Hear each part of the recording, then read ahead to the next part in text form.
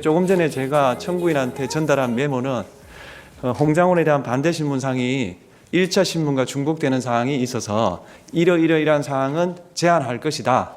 그러니까 알아서 좀 빼줬으면 좋겠다. 이런 뜻으로 보냈습니다. 예.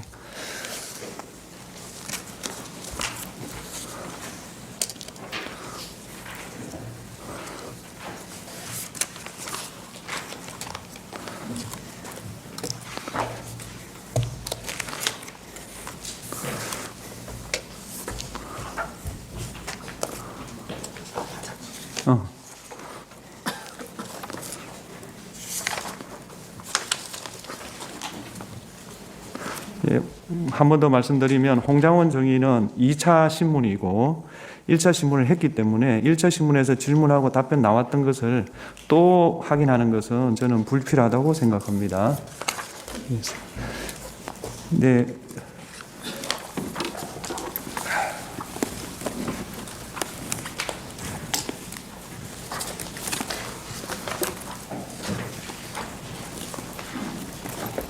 예, 두 번째 정인에 응해 주셔서 고맙습니다. 예, 감사합니다. 자료를 좀 정리해 왔다. 그걸 좀 보고했으면 좋겠다. 이런 말씀하셨는데 그 자료를 저한테 보여주십시오.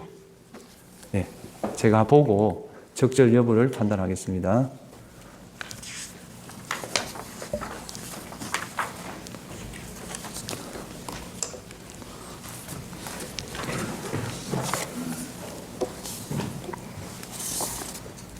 예, 보고 하십시오. 뭐 별 문제가 없습니다. 보고 하셔도 되고요. 네. 지난번에 1차 때 정인 선서를 하셨습니다. 네. 그 선서의 효력이 유지가 됩니다. 바꿔 말하면 오늘도 거짓말 하시면 위정죄로 처벌받는다. 그런 내용입니다. 네. 그리고 정은 거부권 고지는 지난번에 해드렸고요. 네. 다 이해하셨죠? 네. 예. 그러면 오늘은 피청구인이 신청한 정인이니까 주시면 하십시오. 네, 윤갑근 변호사입니다. 증인 12월 3일 20시 22분경 대통령과 통화한 사실이 있죠. 네. 증인이 대통령과 직접 통화한 것은 그때가 처음이죠. 예, 그렇습니다. 그때 대통령과 통화하게 된 것은 조태용 국정원장이 미국 출장으로 잘못 알고 전화를 하게 되었던 것이죠. 그때 대통령께서 왜 저에게 통화하셨는지에 대해서는 잘 모르겠습니다. 그때 조태용 원장께 대통령으로부터 전화를 받았습니다. 대통령께서 원장님이 미국 출장을 가셨는지 아셨나 봅니다 하고 말한 사실이 있죠. 예, 그렇습니다. 그것은 곧 대통령께서 국정원장이 미국에 출장 가는 것으로 알고 증인에게 전화했다는 뜻이 아닙니까? 그 부분까지는 잘 모르겠습니다. 그 당시에는 별다른 지시를 받은 것이 없죠. 20시 22분에는 한두 시간 후에 연락을 하시겠다고 하시면서 전화 대기를 하고 하셨습니다. 그 이후 22시 45분경 여인영 방첩사령관에게 전화를 했으나 받지 않았죠. 예, 받지 않았던 것으로 기억합니다. 1분 후 22시 46분경 여인영 사령관으로부터 전화가 와서 통화를 했는데 증인은 느낌이 증인과 통화를 더 이상 하고 싶어 하지 않아서 둘러대는 느낌이어서 더 말은 안 하고 통화를 종료했다고 했는데 맞나요? 예, 그런 것으로 기억됩니다. 그때 전화를 받은 장소가 어디입니까? 제가요. 예, 예, 직무실로 기억합니다. 집무실이요? 네.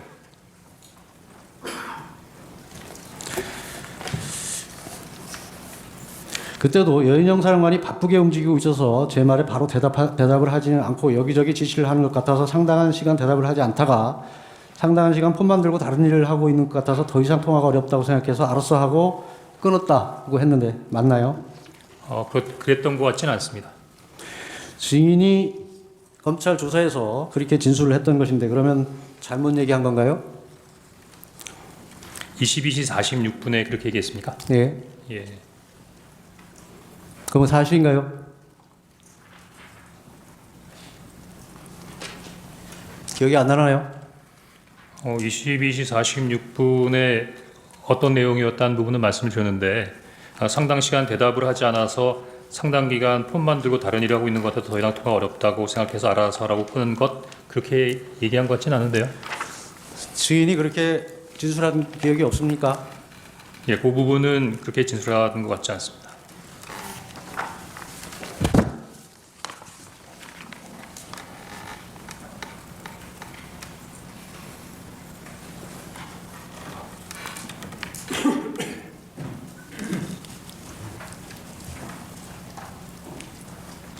여기 보면 여 사람과도 바꾸기가 우기고 있어서 제 말에 자꾸 대답을 하지 않고 여기저기 지시하는 것 같아서 상당한 시간 대답을 하지 않다가 저 정도에 말만했고 상당한 시간 폰을 놓고 다른 일을 하고 있는 것 같아서 제가 더 이상 통화하기 어렵다고 생각해서 알았어 하고 끊었습니다. 이렇게 진술했죠? 예, 저기 문건을 보니까 그렇게 진술한 것 같습니다. 그러면 어느 게 이렇게 진술한 게 맞는 거죠? 이렇게 네. 통화한 것이 맞는 거죠? 네, 그렇습니다. 22시 53분경 대통령으로부터 전화가 와서 통화를 했죠. 그렇습니다. 이때는 조태용 국정원장이 국내에 있다는 것을 대통령이 알고 있던 시점이죠. 그 부분에 대해서는 제가 잘 모르겠습니다. 증인은 대통령과 통화한 후 22시 58분경 여인영에게 전화를 걸었죠. 그렇습니다. 앞에서 말씀드렸듯이 여인영이 비협조적으로 전화를 받는데 다시 전화를 건 이유는 무엇인가요? 대통령께서 방첩사를 지원하라고 말씀하셨던 지시사항을 수명하기 위해서였습니다. 그때도 여인영이 폰만 들고 다른 바쁜 일을 하고 있어 대화를 나눌 상황이 안 된다고 판단해서 통화를 마쳤다고 했는데 맞나요? 예, 아까 그 첫 번째 내용하고 비슷한데 제가 22시 53분과 23시 06분에 진술한 내용에 대해서 조금 정정할 필요성을 좀 느끼고 있습니다. 정적이 아니고 그렇게 진술한 게 맞습니까? 조사에서 그렇게 진술을 했는데 진술한 것이 맞습니까? 검찰에서는 진술했는데 지금 다시 한번 생각해 보니 22시 53분과 23분의 내용이 조금 혼동된 부분이 있어서 정정할 필요가 있다고 말씀드렸던 겁니다. 그 당시 진술한 게 정확하겠습니까? 지금 2달이 지난 시점에서 기억하는 것이 정확하겠습니까? 당시에는 제가 검찰 조사 받을 때 병원에 입원한 상태에서 전화를 받았었고 병상에서 투약한 상태에서 알겠습니다. 예, 그 당시 통화한 장소는 어딘가요? 언제 말입니까? 22시 58분 말입니다. 22시 58분에 공관 앞 공터로 기억하고 있습니다. 확실합니까? 예, 그렇게 기억합니다. 사실 23시 6분 여인원과 통화한 사실이 있죠. 그렇습니다. 증인이 전화를 한 것이죠. 그렇습니다. 계속 바빠서 전화를 못 받는데 또 통화한 이유가 무엇입니까? 바빠서 대화를 안 되는데 또 전화한 게 아니라 제가 정정하려고 했던 건 22시 58분과 23시 06분에 중요한 대화가 이어지고 있었습니다. 그것이 검찰에서 조사받을 당시 그런 일이 있었을 직후에는 기억이 안 나고 지금 기억이 난다는 그런 취지인가요? 아닙니다. 검찰에서 조사를 받을 때도 그랬고 최근까지도 그렇게 생각을 했었는데 이번에 조태영 원장님께서 CCTV를 공개하면서 구체적인 사실을 적시하니까 그런 사항과 견주어 여러 가지 부분들을 재검토하는 부분 중에서 22시 58분과 23시 06분과의 진술과 관련해서 22시 58분의 내용을 23시 06분에 두 가지 대화를 한꺼번에 대화한 것처럼 23시 06분의 대화로 진술했다는 다시 걸 묻겠습니다. 확인했습니다. 22시 58분경 네, 전화를 했을 때 공관 주차장이 확실합니까? 예, 그렇게 기억이 됩니다. CCTV 영상에 보면 그 당시에는 본관으로 진입하면서 통화한 것으로 나타나는데 이것도 그럼 기억이 잘못된 겁니까? 지금 그러자도 막 들어오면서 국정원에도 공개한 CCTV를 봤는데 현재 그 CCTV가 정확한다 하더라도 저는 나름대로 몇 가지 부분에 있어의 의문을 가지고 있습니다. 그래서 증인의 생각이고 어쨌든 CCTV 상에는 증인이 공관 주차장에 전화를 하지 않고 본관에 진입하고 있었다는 것은 객관적 사실인 것입니다. 계속 묻겠습니다. 23시 6분에 통화를 했을 때 이때도 바쁜 것 같았지만 좀 세게 야 어떻게 된 거야 해도 답을 제대로 안 하고 꾸물거리기에 V에게 전화를 받았어. 대통령께서 너희들을 지원을 해주라고 하자 말투가 부드러워졌다고 진술을 했는데 이것은 사실인가요? 예, 그렇습니다. 그리고는 국회는 경찰과 협조해서 봉쇄하고 있습니다 하고 좀 뜸을 들이더니 선배님 이걸 도와주세요. 저희 체포조가 나가 있는데 수재 파악이 안 돼요. 명단을 불러드릴게요. 이렇게 했다는데 유현영 사령관이 맞나요? 맞습니다. 그리고 그 명단을 받아 적다가 이거 미친놈이다 하는 생각이 들어서 그 다음은 제대로 적지 않았다고 했는데 이것도 맞나요? 예, 그렇습니다. 그때 불러준 명단이 누군가요? 그때 지금 요거 보고 말씀드려도 됩니까? 기억에 의존해서 말씀하세요. 예. 아니 그거는 봐도 돼요. 네. 메모기 때문에. 예. 그때 제가 아니 그냥 쭉 읽으세요 빨리. 예. 이재명, 우원식, 한동훈, 김민석, 김어준, 조국, 박찬대, 정청래, 김명수, 권순일, 김민웅. 근데 당시에 조혜주라는 이름이 잘 기억이 안 났고요. 노총위원장이라고 들었던 것 같은데 나중에 위원장. 계속 묻겠습니다. 네. 그러면 그 당시에 전부 이름을 불러준 것이죠? 직책을 불러준 것은 아니죠? 이름하고 또 간간히 뭐 예를 들면 뭐 노총위원장 이렇게 그 직책도 좀 있었던 것 같습니다. 간간이가 아니고 노총위원장은 직책을 부르는 건 노총위원장 한 명인 건가요? 지금 증인께서 제가 그때 이게 한노총인지 민노총인지 잘 기억이 안 났다고 한번 얘기했던 것 같은데. 그러니까 직책은 한노총인지 민노총인지였고 지금 증인이 증언하기를 네. 사람 이름을 또박또박 증언을 하셨지 않습니까? 이게 맞지 않냐는 말이죠. 다시 한번 말씀해 주시겠습니까? 증인이 지금 사람 이름을 얘기했고 네. 직책 얘기는 한노총인지 민노총 위원장만 얘기를 하셨잖아요. 네. 그러니까 다 그때 이름도 얘기했습니다. 이름도 얘기했는데 제가 정확하게 그러니까 직책을 얘기한 건 노총 위원장 뿐이라는 말씀이죠. 아닙니다. 무슨 대법관 이런 얘기도 했습니다. 그러니까 처음에 이재명, 우원식, 한동훈 이렇게 하다가 이름은 그러니까 이유는 잘 모르겠는데 하여튼 본인이 어떤 명단을 읽다가 그렇게 얘기했던 알겠습니다. 것으로 기억합니다. 그리고 여인영 사령관이 계속 1조 2조 축처 검거 후에 방첩사 구금시설에서 감금 조사를 할 예정입니다. 그리고 지금 제일 급한 게 검거를 위한 위치 추적인데 위치 추적을 부탁드립니다라고 한 것이 맞나요? 그렇게 기억하고 있습니다. 그때 여인영과 통화하면서 메모를 받아 적은 장소가 어딘가요? 제가 검찰 진술을 처음부터 할 때부터 받아 적은 정서를 관저 앞에 있는 공간 공터라고 생각했는데 아까 말씀드린 대로 약간의 기억을 보정해 보니 처음에 여인영 사령관이 저에게 그 체포자 명단을 불러주겠다고 했던 거는 그 공터에 있는 22시 58분 상황이었던 것 같고 그 이후에 그 명단을 받아 적은 것은 23시 06분에 사무실이었던 것 같습니다. 12월 3일이면 겨울입니다. 바깥에서 메모를 한다는 것은 극히 이례적이고 추운 상황이었을 수 있습니다. 그것을 장소를 혼동한다는 것은 말이 안 된다고 생각하지 않습니까?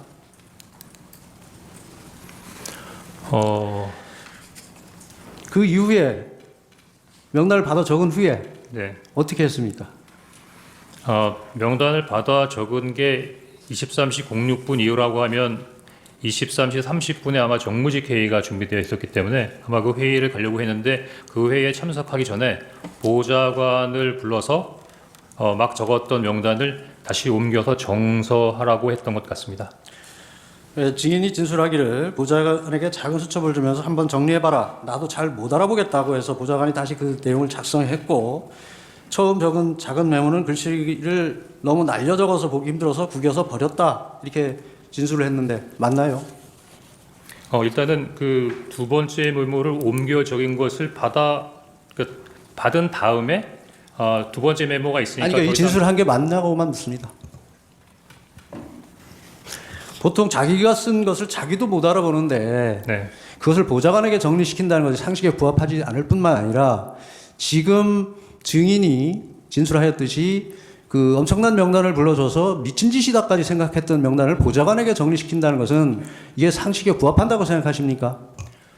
지난번 변론 때 그 조태용 국정원장님께서 내부 조사를 통해서 그 보좌관에게 제가 지시를 했고 정서토록 했다는 부분의 조사 결과를 직접 말씀하셨던 것 같은데요. 본인이 못 알아보는 것을 보좌관이 정리할 수 있습니까? 그 보좌관이 제가 잘 못 알아보는 글씨로 몇 번 정서를 부탁했던 이 보좌관이 누군가요? 지금 보좌관은 현재 국정원에 근무하고 있는 직원입니다. 예, 누구 이름은 밝힐 수 없나요? 지난번에 조태용 원장님도 어떤 직원에 대한 성명을 얘기하는 부분에 대해서 말씀하셨는데 제가 숨기려고 하는 것이 아니고 국정원 알겠습니다. 직원에 대해서는 이 인원과 보좌관이 접기에 대해서는 증인의 이 보좌관이 메모를 정서했다니 이 보좌관이 현대고등학교를 졸업한 한동훈 전 대표의 친구는 아닌가요? 제 보좌관의 친구들이 어떤 사람인지까지는 제가 기억하지 못하고 있습니다.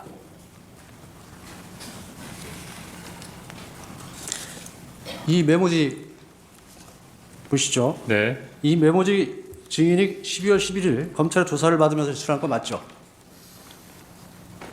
예, 맞는 것 같습니다. 잠시만요.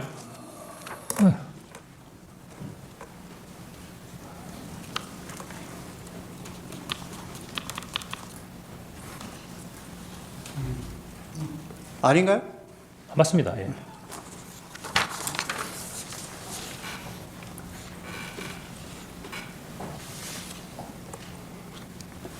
이 메모지가 아까 그 메모지와 동일한 건가요?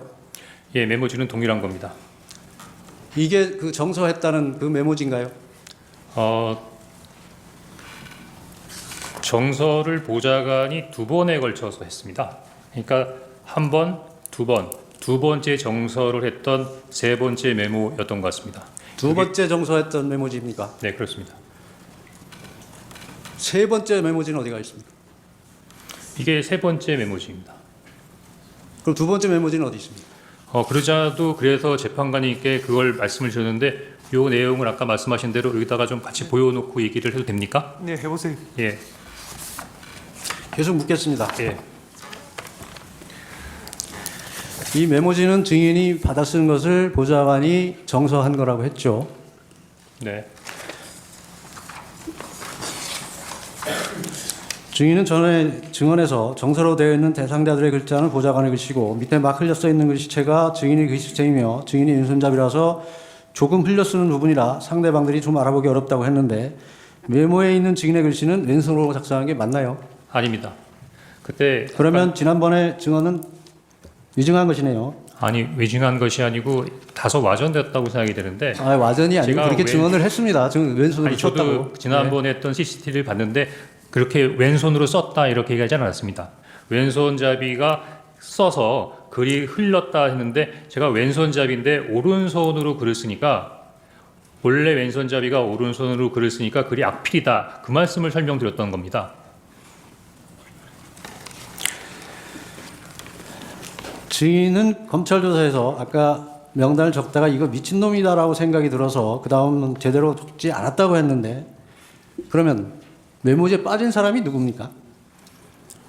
제가 요 메모지에 대해서 좀 이렇게 아니 빠진 사람이 누구냐고요? 빠진 사람이 받아 적다가 네. 그만뒀다면서요 미친놈이라고 예. 해서 그래서 10명을 쓰고 2명을 못 썼었습니다. 그 두 명이 누굽니까? 지금 기억하기로는 양정철과 조혜주입니다.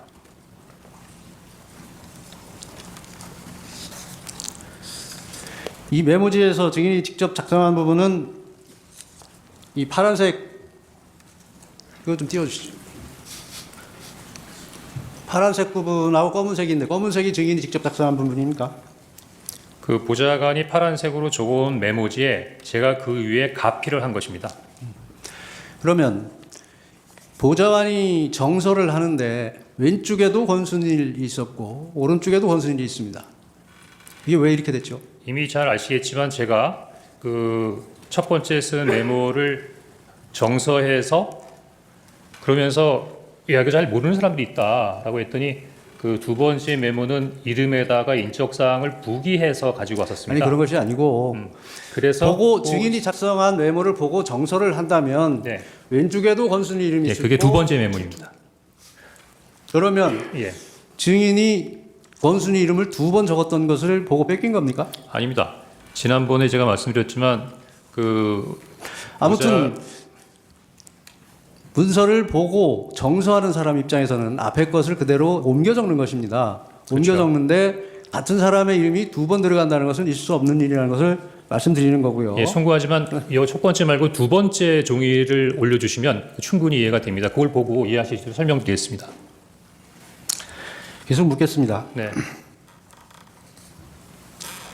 여기 계속 아까 이름을 불러줬다고 했는데 네, 이 메모지에 보면 이 메모지 띄워주시죠. 이 딴지일보가 있습니다. 그러니까 제가 이 딴지일보라고 지금 들어가는 것이 이름이 아니고 이게 이상하지 않나요? 예, 그러니까 이상하시잖아요. 그러니까 그 제가 설명하는 거를 들으시면 그 궁금증이 해소가 될 수 있다고 말씀을 계속 드리고 있는 중입니다. 계속 묻겠습니다. 예, 증인이 메모지에 추가로 기재하거나 가필한 게 어느 부분입니까? 검은색은 전부입니까? 지금 까만색으로 되어 있는 글 비슷하게 흘려 쓴 글씨 그게 다 제 거라고 생각하시면 되겠습니다.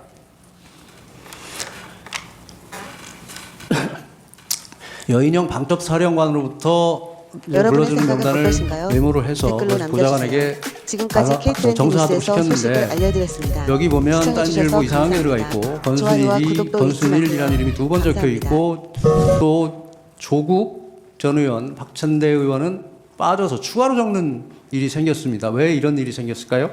이것이 첫 번째 메모를 바로 옮겨 적은 것이 아니고 제가 말씀드린 대로 자세하게 인적 사항이 부기가 되어 있는 두 번째 메모가 있었다고 말씀을 드렸고요. 요거는 보좌관이 두 번째로 적었던데 기존에 있는 명단을 그대로 보고 적은 게 아니라 한번 적어봐 이름만 해서 두 번째 메모를 보지 않고 자기가 생각나는 대로 일단 적은 내용이고요. 그러면 두 번째 메모, 정서한 두 번째 메모를 주지 않고 네. 그냥 또 기억에 의존해서 적어봐라 이렇게 네. 시켰다는 건가요? 맞습니다. 그 이유가 뭔가요? 제가 당일날은 너무 정무직회의, 산하부소장회의 개별적으로 원장님께 보고드리는 과정 또는 상황을 모니터하면서 굉장히 바쁜 상황이기 때문에 이 부분을 챙기지 못하다가 아니 메모지가 이미 정서가 됐는데 3차 또 정서를 다시 작성하게 기억에 의존해서 그 작성시키는 이유가 다음 날 뭐죠? 오후 4시 정도에 2월 4일 오후 정도엔 시간이 굉장히 여유 있는 시간이 있었습니다. 그래서 바빠서 확인하지 못했던 요 명단을 가지고 꼼꼼히 챙겨보다가 저 첫 번째 메모 한번 증인 보세요. 예.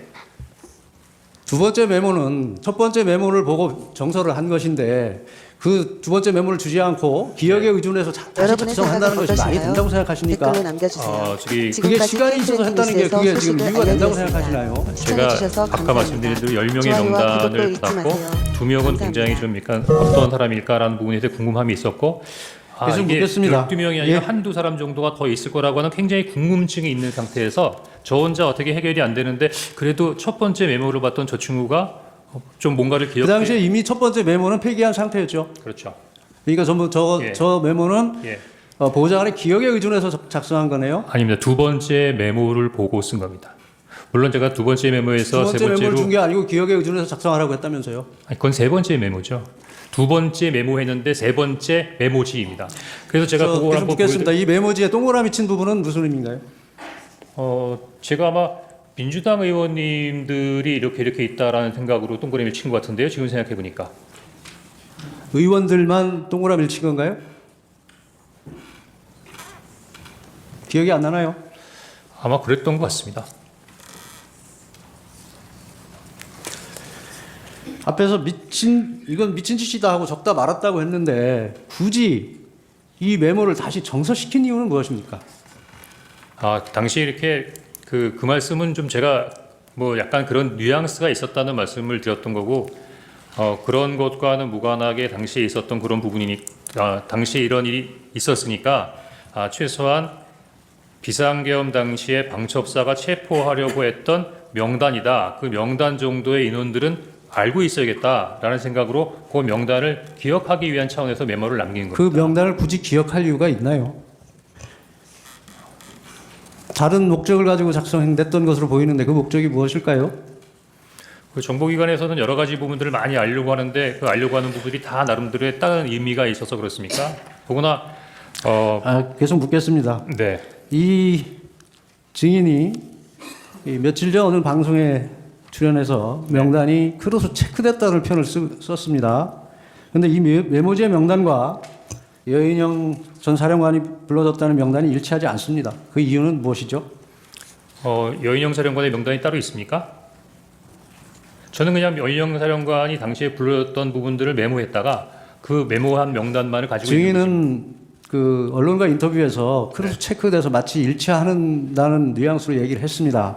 근데 지금 비교해보면 두 명단 일치하지 않는다는 얘기를 하고 있습니다. 예, 그러지 그 이유가 무엇이냐고 묻습니다. 처음에는 그러니까 증인이 그 명단을 여인영 사령관이 얘기하는 명단을 본 적은 없는 것이죠. 불러주는 그 상태에서 불러주는 거를 듣고 받아 적기만 한 그러니까요. 뿐입니다. 예, 증인 명단만 아는 것이지 예. 여인영 사령관의 명단은 모른다는 거죠. 모르죠. 그럼에도 불구하고 언론에서는 마치 확인한 것처럼 얘기한 것을 그거는 지적하는 아마 것입니다. 12월 3일이나 예, 계속 4일의 증인 얘기가 계속 아니고 묻겠습니다. 예, 그 이후에 여러 가지 언론의 방첩사나 조지경찰청장의 명단이 나오니까 그런 것들을 한번 크로스 체크해봤다는 것으로 크로스 체크 해봤습니까? 일치하던가요? 다 완벽하게 일치하진 않는데 유사하다고는 생각했습니다. 유사하다고 생각했습니까? 일치하지 않는 부분이 어떤 부분이든가요? 계속 묻겠습니다. 그 증인은 검찰 조사를 받으면서 메모지의 원본을 제출할 수 없다고 하면서 사진 촬영해서 제출했는데 왜 메모지를 제출하지 않고 사진 촬영해서 제출했습니까? 그거는 제가 좀 이해하기 어려운데요. 제가 왜 뭐 제출하지 않았겠다고 했겠습니까? 보니까 제가 경찰, 검찰 공수처 조사를 받았는데 대부분 다 특히 경찰도 디지털로 해서 증인 폴리시 지금 이슈 좀 수사기관에서 네. 수사기관에서 이 메모지를 확보한 경위를 보면 네. 증인에게 제출할 수 있냐고 물었더니 제출할 수 없다고 해서 사진 촬영하여 기록에 첨부한다고 돼 있습니다. 그래서 묻습니다. 왜 제출하지 않았습니까? 뭐 12월 12일 날 검찰하고 공주처에서 받을 때 굳이 뭐 안 된다고 얘기했던 기억은 잘 안 나는데. 그런가요? 네. 꼭 보여드려야 예, 되나요? 보여주십시오. 예. 분명히 수사기관에서 제출할 수 없다고 해서 사진 촬영해서 첨부했습니다. 원본은 지금도 가지고 있나요? 예, 원본은 가지고 있습니다.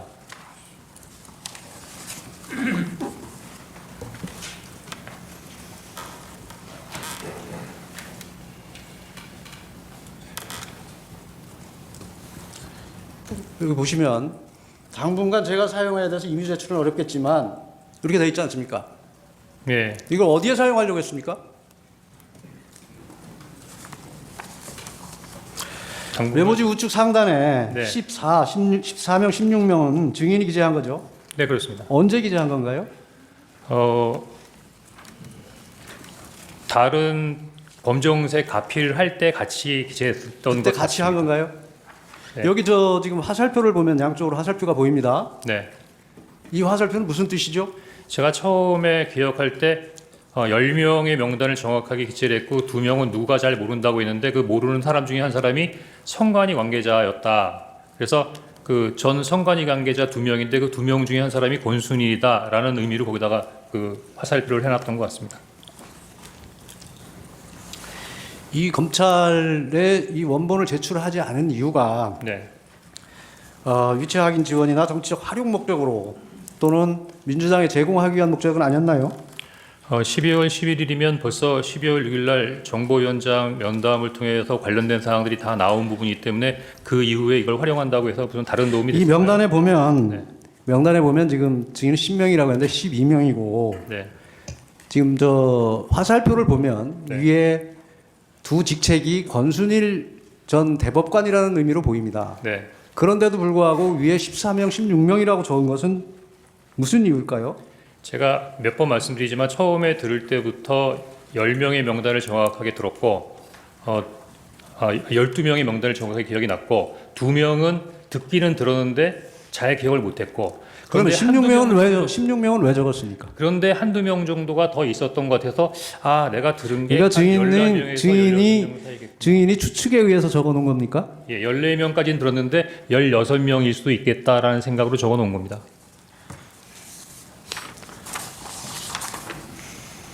아까 검찰에 제출한 거 보면 16명을 지웠습니다. 그렇습니다. 왜 지웠나요? 12월 11일 검찰 조사를 받으면서 검사에게 관련 메모에 대해서 설명을 했습니다. 설명을 요구했습니다. 그래서 그러면 쭉 지운 것이 검찰에서 조사 받으면서 지운 건가요? 그렇습니다. 그때 검사가 14명입니까? 16명입니까? 그래서 제가 16명, 14명입니다. 증인은 이 메모지를 민주당 박선원 의원에게 제공한 사실이 있나요? 예, 제공한 사실이 있습니다. 지난길 법정에서 소추인 측 대리인이 물었을 때 박선원 의원이 며칠 뒤에 따로 연락하여 내가 설명을 못 들었으니 한 번 더 설명을 해달라고 해서 증인이 가지고 있던 메모를 박선원 의원의 휴대전화로 찍은 것이라고 했는데 맞나요? 제가 12월 9일부터 한 일주일 이상 병원에 입원해 있는 상황이기 때문에 뭐 누구를 만날 수 있는 상황이 아니었고요. 그러면 박선원 의원이 증인이 이번에 있는 병원에 와서 자신의 박선원 의원 핸드폰으로 찍어간 거 맞나요? 아닙니다. 통화를 한 적이 없고 아마 저한테 카톡을 했던 것 같습니다. 그럼 이 사진은 언제 전달했습니까? 제가 기억하기로는 검찰 조사를 받기 직전이었던 것 같습니다.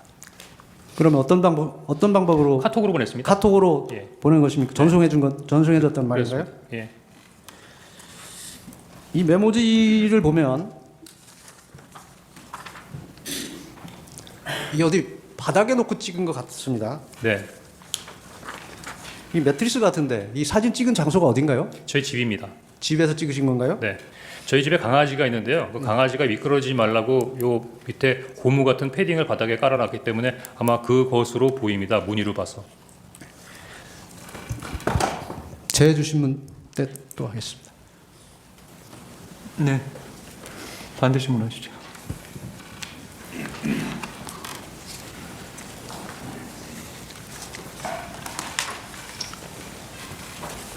예, 먼저 그 증인 진술조서 20쪽을 제시하겠습니다. 그 증인 검찰 조사 받으실 때 메모 원본도 들고 조사 받으셨죠? 그렇습니다. 그래서 검사에게 이제 보여주셨고요. 네. 그래서 이제 여기 보시면 이제 원본을 제출할 수 있는지 물었는데 현재로서는 이제 원본의 임의 제출은 힘들고 일단 이제 사진을 촬영하도록 해서 제출하신 것이죠. 맞습니까? 그래서 제가 감히 그 상태에서 검찰의 검사께서 가져가겠다고 하는데 안 드리진 않은 것 같고요. 제가 아마 참고인이니까 피의자가 아니라서 압수수색할 수는 없는 부분이고 아마 저한테 뭐라고 말씀하셨는데 뭐 사진을 찍어가도 괜찮다 이렇게 해서 그냥 사진을 찍어 가신 것 같은데요. 예. 전 도리어 그 다음에 경찰에서도 와서 그 사진을 찍었는데 그 검찰은 또 특이하게 이메일을 통해서 police.co.kr이라고 하는 무슨 이메일을 보내서 글로 넣어야 증거 효력이 있다고 해서 그래서 전 요즘에는 다 디지털식으로 증거를 수집하는 줄 알았습니다. 예.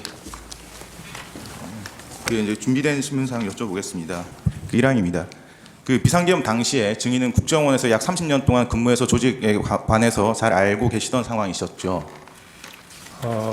조직이 자꾸 변하니까 꼭 그렇다고 할 수 없지만 그래도 대체적인 부분에 있어 이해도는 높다고 판단합니다. 예. 그 조태용 국정원장은 국정원에 오신 지 1년도 채 안 되던 시점이었죠. 네. 예, 2항, 3항 생략하겠습니다. 4항, 5항도 생략하겠습니다. 6항입니다.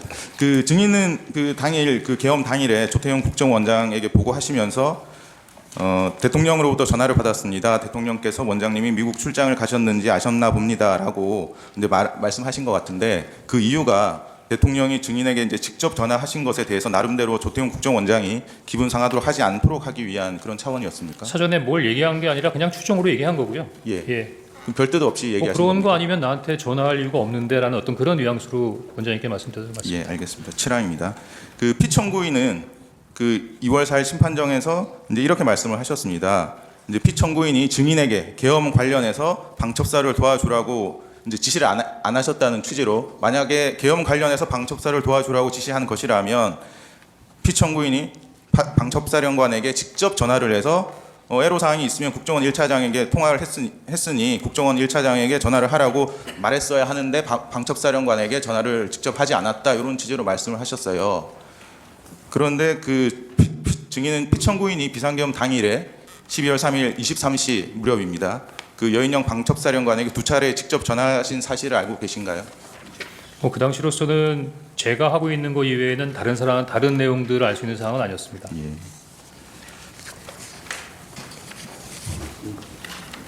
예, 제시는 생략하겠습니다. 그 여인영 사령관은 검찰 조사에서 이제 피청구인이 계엄 선포 이후 2번 정도 여인영에게 전화를 했고 오후 11시 조금 넘어서인 것 같다 이렇게 진술을 했습니다. 증인이 여인영 사령관과 통화할 당시에 여인영 사령관이 피청구인과 통화한 사실을 증인에게 얘기하지는 않았습니까? 다시 한번 얘기해 주시겠습니까? 그 이제 증인이 여인영 사령관하고 통화를 하셨는데 그때 여인영 사령관이 피청구인과 직접 통화를 했다 이런 얘기는 하지 않던가요? 그런 얘기는 없었습니다. 예. 나항입니다.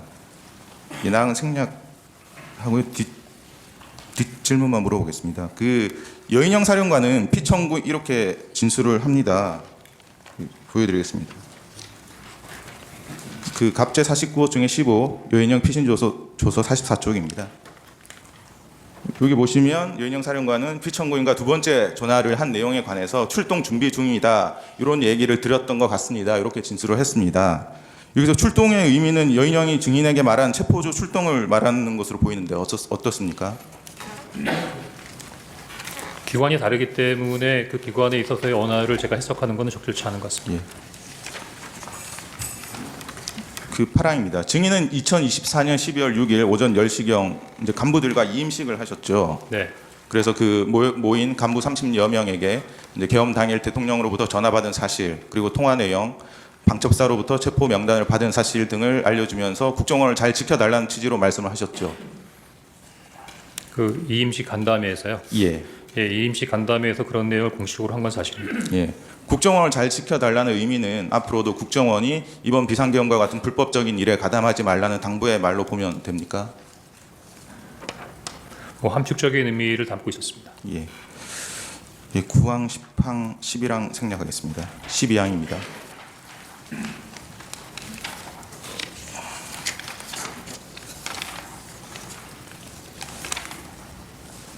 의뢰 171호증의 1 메모를 제시하겠습니다. 그 증인 아까 이제 말씀할 기회가 없으셨던 것 같은데 이 메모의 작성 경위에 대해서 간략하게 설명을 해주실 수 있으십니까? 예, 시간을 주신다면 말씀드리겠습니다. 예. 제가 전달했던 첫 번째 거를 올려주시고요.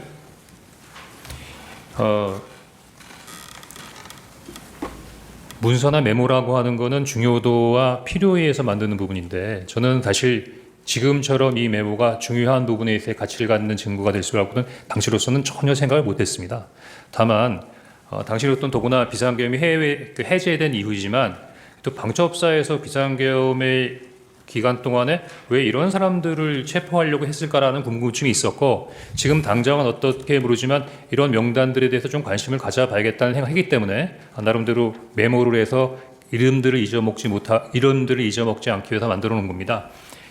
조금 이해를 돕기 위해서 이제 12월 3일 날 이런 메모에다가 제가 관련된 전화를 통해서 받아 적은 명단을 적었습니다. 여기 아마 처음에는 한 10명 정도였던 것 같고 그다음에 제가 기억을 해서 12명 정도를 추가했던 것 같습니다. 그리고 2명 정도는 잘 기억이 안 났고 나중에 한두 명 정도가 더 있지 않나 해서 시간이 지나면서 자꾸 이렇게 좀 기억이 왔다 갔다 하더라고요. 그래서 일단 그 부분은 제가 메모를 적자마자 11시 30분에 그 정무직 회의가 가니까 그 전에 보좌관에게 한번 정서를 해보라. 근데 제가 그렇게까지 하라고 그런 건 아니었는데 그냥 모르는 사람인데 좀 알아봐. 그랬더니 이 두 장에 아주 빽빽하게 사람의 이름과 인적사항을 적어서 갖고 왔습니다. 사실은 뭐 이렇게 복잡하게 적어놨나 하는 생각이 들었었는데 일단 요 두 번째 메모가 만들어졌고요. 다음 장 주십시오. 아까 말씀드린 12월 4일 날 오후 4시에 지금 기억이 나는 게 야, 너 머리 똑똑한데 한번 적어봐. 뭐 이렇게 얘기를 했던 것 같은데 한번 복기를 시켜봤습니다. 지금 생각해보면은 우리 변호인께서 왜 그런 일을 했냐라고 하시는 부분도 이해가 되는데 보좌관하고는 어떤 뭐 이런 부분에 있어서 몇 번에 있어 일이 있었기 때문에 거의 뭐 새로운 일은 아니었고요. 그래서 저 하얀 거는 오른쪽에 있는 거를 좀 약간 지운 건데 이 파란색으로 돼 있는 것만을 그 당시 보좌관이 적어온 겁니다. 그래서 12월 4일 날 4시에 이거를 작성해서 저한테 준 다음에 제가 이걸 보고 두 번째 메모 저거 빽빽하게 있는 걸 갖고 있느니 이게 시원시원하게 잘 써져 있네 라는 생각이 들어서 굳이 빽빽하게 적혀 있는 두 장의 메모는 더 이상 가지고 있을 이유가 없다고 생각해서 두 번째 메모도 이제 폐기하게 되고요. 그 세 번째 메모를 보고 야, 그 권순위는 2번 썼네. 조국이 빠졌다. 딴지일보 김호준. 근데 이제 이 친구가 이제 딴지일보나 이렇게 직책을 쓰게 된 것은 자기가 이제 복귀를 하다 보니까 김호준이라는 이름은 기억이 안 나는데 딴지일보가 생각이 나서 그렇게 썼다는 겁니다. 그래서 사실 좀 굉장히 불확실하게 써져 있는 파란색 글자인데 제가 거기다 나름대로 이렇게 정리를 한 겁니다. 그리고 별표 2개에 쓴 내용은 처음부터 정서하거나 받아 적지 않고 그냥 들어서 기억하고 있던 내용을 요 메모를 이제 그냥 갖고 있어야겠다는 생각 갖고 있다가 그냥 거기다가 쓴 거고요. 그 다음에 여기다 그 오른쪽 끝에 있는 메모는 제가 12월 11일 날 검찰에서 조사를 받으면서 검사가 요 관련된 사항에 대해서 한번 설명해 봐라 라고 했을 때 16명 아니고요.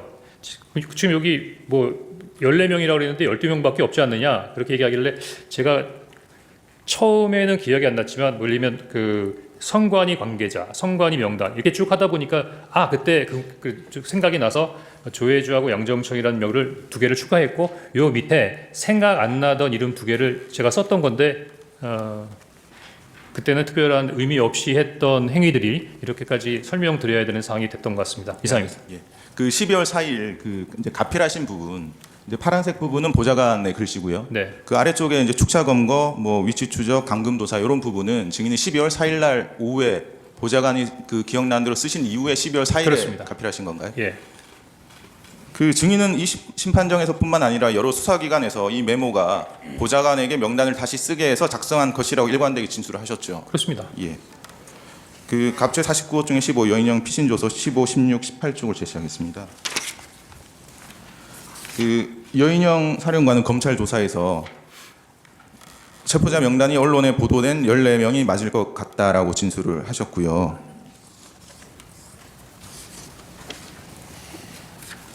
그 다음에 증인이 뭐 도와줄 것 없냐고 해서 체포자 명단을 불러주고 위치 확인을 도와달라고 했다라고 진술을 하셨습니다.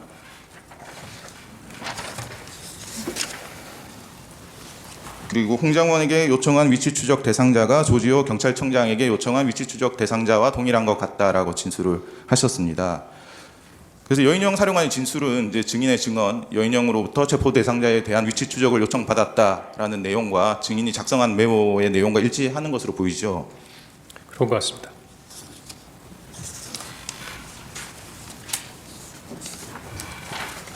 그리고 갑제 49호 중에 20, 여인영 사령관 피신 주어서 8쪽 12쪽을 제시하겠습니다.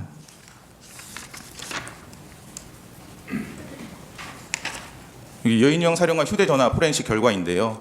그 2024년 10월 27일 이런 메모가 있습니다. 포고령 위반, 최우선 검거 및 압수수색, 휴대폰 사무실 자택 주소 확인, 행정망, 경찰망, 건강보험 등이라는 메모가 발견됐고요.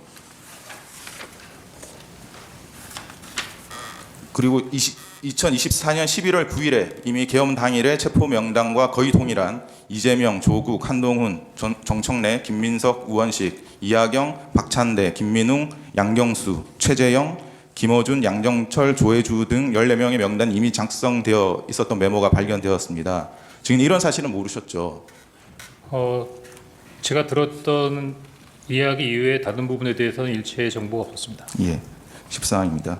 그 갑제 45호증의 10 조지호 청장의 피신 2회 피신 조서 28, 30쪽을 제시하겠습니다. 그 조지호 청장은 이제 여인영 사령관과 두 차례 통화를 했는데 첫 번째 통화는 22시 30분에서 22시 40분경 사이였다. 첫 번째 통화에서 안보수사요원 100명을 지원해달라. 그리고 두 번째로 선관위 예, 우리가 들어갈 것이다 라고 했고, 세 번째로 이제 메모를 좀 해달라고 하면서 사람 이름을 불러줬는데 총 15명이라고 했다. 이재명, 우원식, 박찬대, 정청래, 김명수, 권순일이라고 했고, 이제 김동현이라고 들어서 경기도지사인 줄 알았는데 누구냐고 물어보니 김동현이라고 이재명 무죄 선고한 판사라고 했다. 이 사람을 체포할 건데 위치 추적, 위치 파악을 좀 해달라고 했다. 근데 우리가 할 수 없는 일이라고 했다. 이렇게 진술을 하셨고요. 그다음 두 번째 통화에 대해서는 여인영이 급한 톤으로 짧게 얘기했는데 한동훈 추가입니다 라고 말했다고 진술을 하셨습니다. 조지호 진술 내용도 증인이 메모에 기재한 그 체포 명단과 거의 일치하는 것으로 보이죠. 명단을 직접 맞습니까? 읽어보지 않아서 그렇습니다만 언론에서 나온 걸로 보니까 좀 유사하다고 느꼈습니다. 예.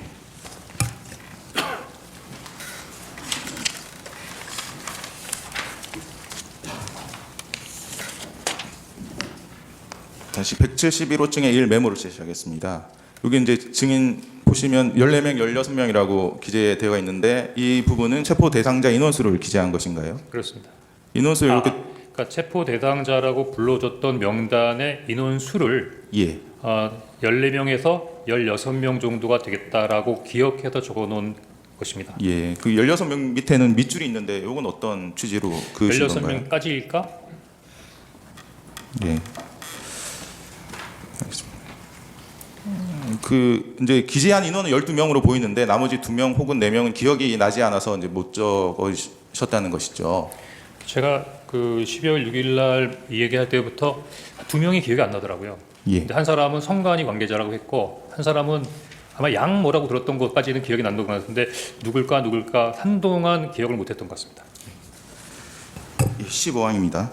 그 갑제 49호 중에 15 여인영 피신조서 15쪽 16쪽을 제시하겠습니다.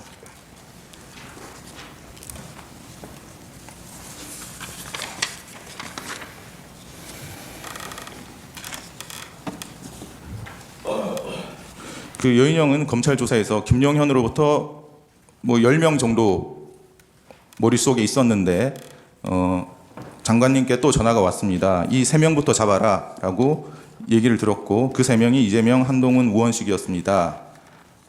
라고 진술을 했습니다. 그리고 이제 갑제 29호 중에 10 김대우 검찰 진술조서 13쪽을 제시하겠습니다. 김대우 방첩사 수사단장도 검찰 조사에서 5개 정도 출동시켰을 무렵 사령관님이 연락이 와서 이재명, 우원식, 한동훈 이 3명에 집중을 하라고 했다. 그래서 이미 출동한 인원 포함해서 전 수사관에게 이 3명에 집중해서 위 3명에 집중해서 체포하라고 했다 이렇게 진술을 했는데 이렇게 주요 인물 3명을 먼저 체포하고 그 후에 나머지 사람을 순차적으로 체포하는 방식이 증인이 이제 메모에 기재한 1조 2조 축차 검거 방식이 맞습니까? 그건 잘 모르겠습니다.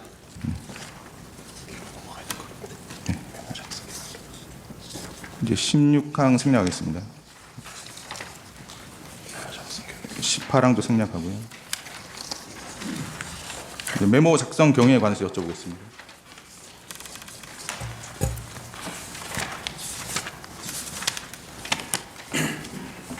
그 19항입니다. 그 조선일보 등 일부 언론 보도를 보면 증인이 국정원장 공간 앞 공터에서 메모를 작성을 했다면 피청구인과의 22시 53분경 이제 통화 이전에 메모를 작성했을 가능성이 있다 이런 주장이 있습니다. 그 증인이 피청구인과 22시 53분경 통화 직전인 22시 46분경 여인형과의 통화를 한 것이 유일한데 이때 여인형으로부터 체포 명단을 들었습니까? 아닙니다. 가항은 답이나 생략하고요. 증인은 여인형과의 22시 46분경 통화 이후에 국정원장에게 연락을 했는데 연락이 되지 않아서 산하 부서장들에게 비상 소집을 지시하고 국정원장을 만나러 사무실에서 국정원장 본관으로 갔던 것이 맞나요? 맞습니다. 국정원 사무실에서 국정원장 본관까지는 자동차로 약 3분 거리라고 하는데 맞습니까? 네. 증인 혼자서 자동차를 운전해서 갔었나요? 아닙니다. 그때 수행원하고 운전원이 별도로 있었습니다. 그 증인은 22시 53분경 그 국정원장 본관 대기실에서 피청구인의 전화를 받았습니까? 그렇습니다. 그 당시에 국정원장의 공관 비서실 직원이 증인이 전화하는 모습을 볼 수 있었다고 하던데 맞습니까? 그렇습니다. 그 증인은 그러면 53분경에 전화를 했으니까 54분경 또는 55분경에 피청구인과의 통화를 마치고 공간 밖으로 나왔죠. 네. 이제 증인이 이제 지난 증인 신문 때는 22시 58분경과 23시 06분경 여인형과 두 차례 통화를 했는데 이제 두 통화의 시간 차이가 8분밖에 되지 않고 그래서 통화 장소와 통화 내용을 정확하게 구별하지 않고 이제 축약해서 통화 내용을 섞어서 진술한 것으로 보이는데 맞습니까? 예, 방금 설명드린 대로 그렇게 진술을 했습니다. 네.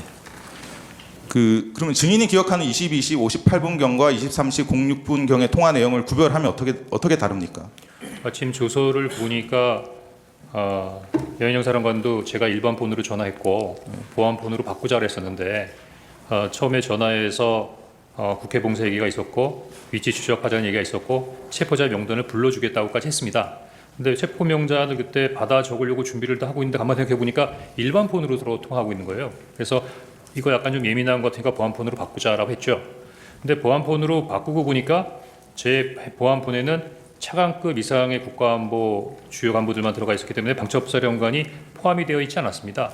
그래서 그래도 방첩사령관한테 보안폰으로 연결하려다 보니 그건 개인이 입력할 수 있는 게 아니라 뭐 통신실이나 특별한 그 담당하는 부서에서 입력을 시켜야 되는 부분이라 보안폰으로 전화할 수가 없었습니다. 그래서 결국은 보안폰 통화를 시도하다가 보안폰 연결이 불가해서 최종적으로 다시 아까 전화했던 일반 전화로 다시 전화한 것이고요. 그래서 보안폰이 연결이 안 된다. 그래서 사람을 보내라 이렇게 된 거고 지금 바빠서 사람을 보낼 수 없다고 해서 그냥 불러주는 명단을 그때부터 받아 적게 된 거였습니다. 그러니까 22시 58분경에는 이제 네. 보안폰으로 연결까지 하려다가 안 돼서 안 됐고. 이제 사무실로 이제 복귀를 하셨고 그렇습니다. 사무실로 복귀하신 이후에 23시 06분경 이제 통화를 다시 여인영 사령관과 해서 체포 명단을 들으셨다는 말씀이시죠? 예, 그렇게 기억됩니다. 예. 23항입니다. 좀 바꿔서 물어보겠습니다. 그 언론 보도 등에 따르면 증인이 이제 CCTV에 22시 58분경에 이제 본청으로 들어가는 모습이 찍혔다 이런 보도가 있는데 그 증인이 기억하는 22시 58분경의 장소는 국정원장 공간 공터라는 말씀이시죠? 그렇습니다. 그 보통 CCTV에 표시되는 시각은 보통 실제 시각과 맞지 않고 적게는 수십 초에서 많게는 수십 분까지 오차가 있을 수 있어서 반드시 시간 보정을 해야 되는데 증인이 이런 사실을 알고 있습니까? 네, 알고 있습니다. 그 증인이 모습이 찍혔다는 CCTV 촬영 시각이 실제 시각과 오차가 정확하게 얼마나 보정되었는지 전혀 이제 확인되지 않은 것으로 보이는데 그럼 뭐 보정이 됐다 이런 얘기 못 들어보셨죠? 그런 얘기는 못 들어봤습니다. 예. 그리고 국정원은 CCTV 일부 정보만 선별적으로 공개하고 있고 증인이 CCTV상 언제 어디서 통화하는 모습이 찍혔는지에 대해서 전혀 밝히지 않고 있죠. 네,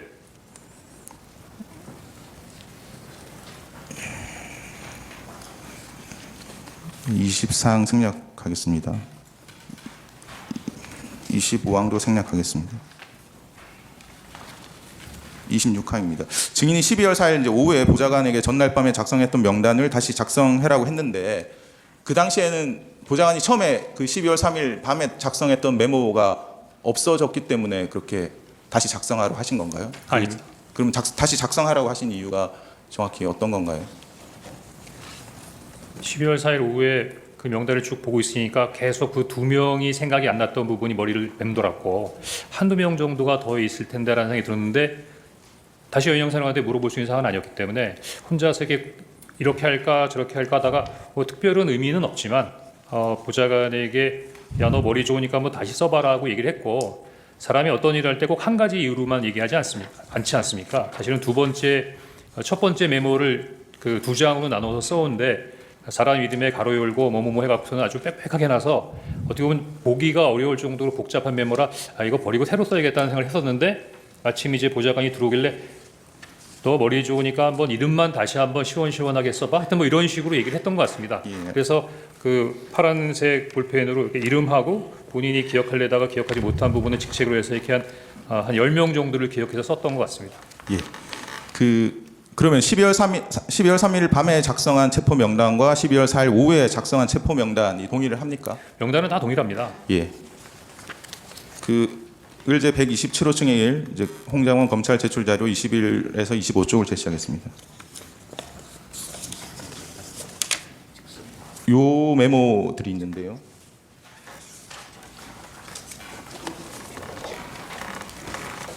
이제 요 메모들도 증인이 검찰에 제출하신 메모들이죠. 맞습니까? 제가 예. 12월 9일 날 병원에 입원할 때 굉장히 생각보다 위중한 상황이었기 때문에 지금 이거 보여주시는데 이거 서류가 잘 기억이 안 나는데요. 이거를 제가 검찰에 제출했습니까? 예, 검찰에서는 증인이 제출한 자료라고 하고 있는데 예.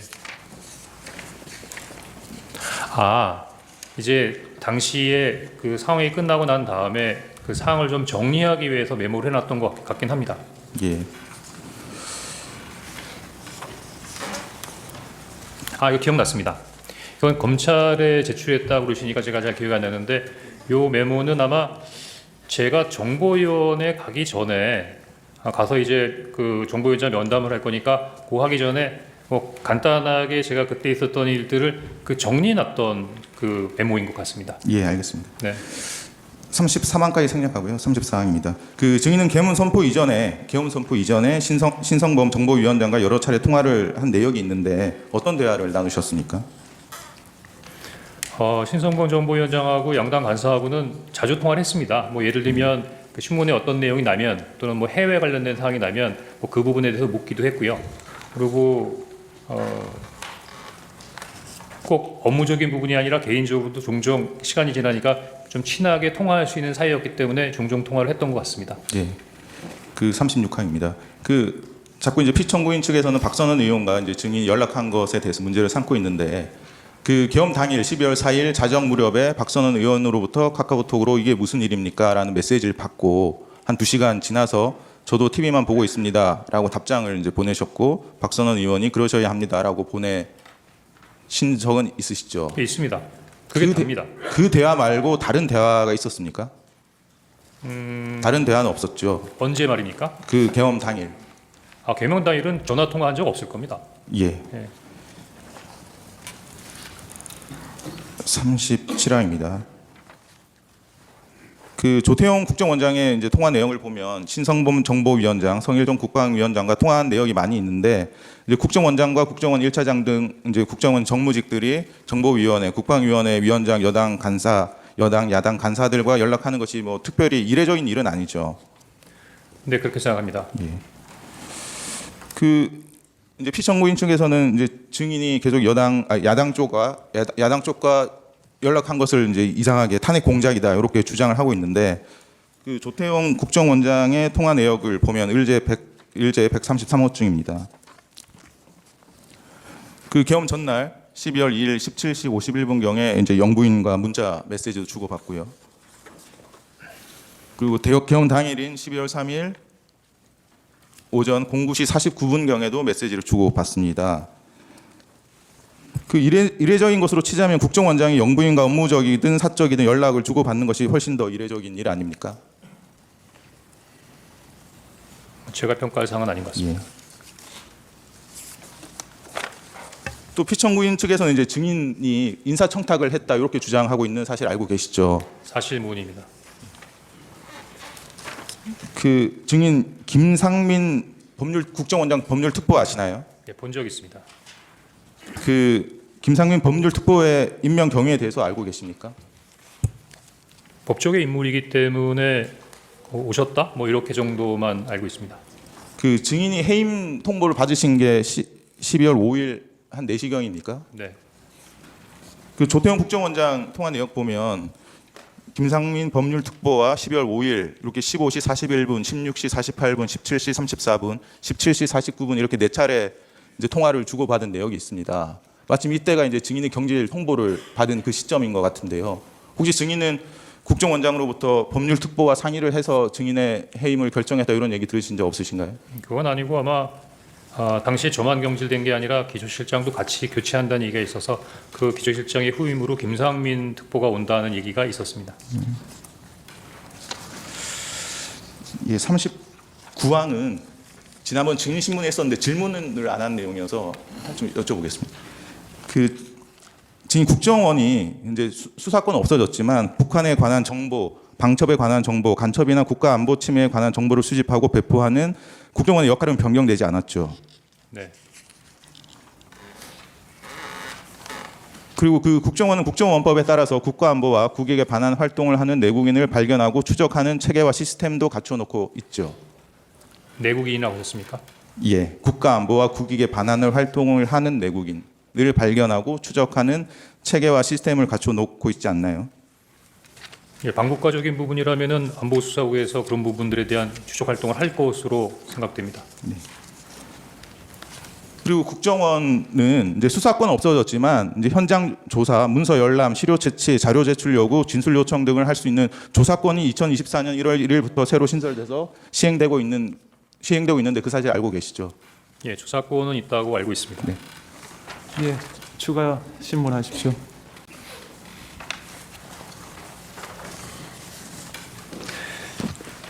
증인 검찰에서 조사받을 때 세브란스 병원 병실에서 받았죠? 예, 강남 세브란스 병원에서 조사받았습니다. 그 입원 기간이 어떻게 되나요? 며칠부터 며칠까지 입원했었나요? 한 7, 8일 정도 되는 것 같습니다. 일단 입원은 9일 날 했고 예. 한 7일, 8일, 9일, 한 9일 정도 된 것 같습니다. 한 18일까지 입원하셨나요? 그거는 지금 제가 기억 못하겠습니다. 정확하게 한 한 그 정도 9일 된다고는 말씀드리겠습니다. 증인이 그 아까 메모지 그것을 박선원 의원에게 카카오톡을 보내줬다고 했죠? 네. 그게 언제쯤인가요? 제가 검찰 조사를 받기 전이니까 제가 검찰 조사를 12월 11일에 받았거든요. 그 직전인 것 같습니다. 왜냐하면 병원에 있을 때였고 박선원 병원에 의원이 있을 때인데 아까 사진은 집에 있는 강아지 매트리스에서 찍은 것으로 돼 있는데 그럼 날짜가 맞지 않는데 그건 그 전에 그건 그 전에 찍어서 제 그 사진으로 갖고 있었던 것 같습니다. 그 전에 찍어서 미리 갖고 있었습니까? 네. 그 무슨 이유로 그 사진을 찍어서 가지고 있었죠? 12월 6일 날 그 정보에 갔다 온 이후에 요 사항들을 다 찢어버릴까 했거든요. 다 없애버릴까. 근데 결과적으로 없애지도 않았고 사진만 네. 찍어놓은 거네요. 그렇습니다. 그럼 사진을 여러 군데 지금 보낸 적이 있습니까? 없습니다. 박선원 의원은 12월 11일 국회 본회의와 12월 12일 김어준의 유수공장에 출연해서 이 메모의 작성 경위에 대하여 증인이 여인형과 통화를 하는데 증인이 불러주는 것을 보좌관이 받았어서 파란 글씨가 보좌관의 것이라고 했습니다. 이것은 증인이 알려준 내용인가요?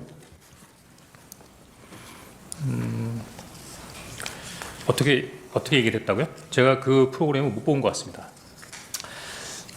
증인은 보좌관에게 정서시켰다고 했고 네.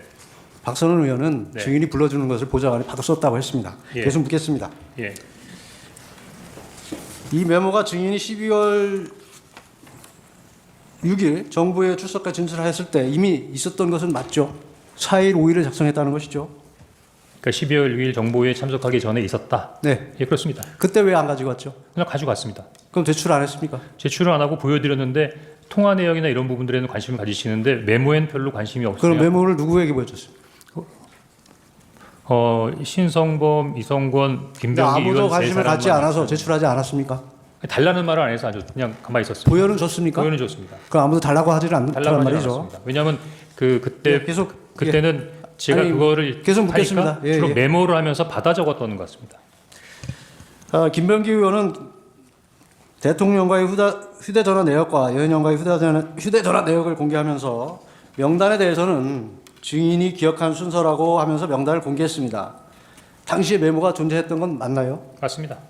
그 기억해서 얘기한다는 순서가 제가 막 암기해서 한 게 아니라 그 메모를 보고 쭉 읽었는데 김병기 의원이 왜 그렇게 얘기했는지 전 잘 모르겠습니다. 박상원 의원은 이 메모지를 12월 11일 국회 현안질에서 화면에 공개를 했고 12월 12일 다시 김어준 TV에서 공개를 하였습니다. 이거 다 증인이 제공한 건 맞죠? 그때는 제가 병원에 입원해 있던 상황이라 그 상황에 대해서 제출한 거 제공한 건 맞죠? 증인이 제공한 건 맞죠? 박상원 박성훈 의원에게. 의원이 제공한 건 맞습니다. 메모지에 1조 2조 축차 검거 후 방첩사 구금 시설 감금 조사 검거를 요청 위치 추적과 이거 증인이 직접 기재했다는 것이죠. 그렇습니다. 제가 직접 기재했습니다. 이 내용은 보좌관은 아는 내용인가요?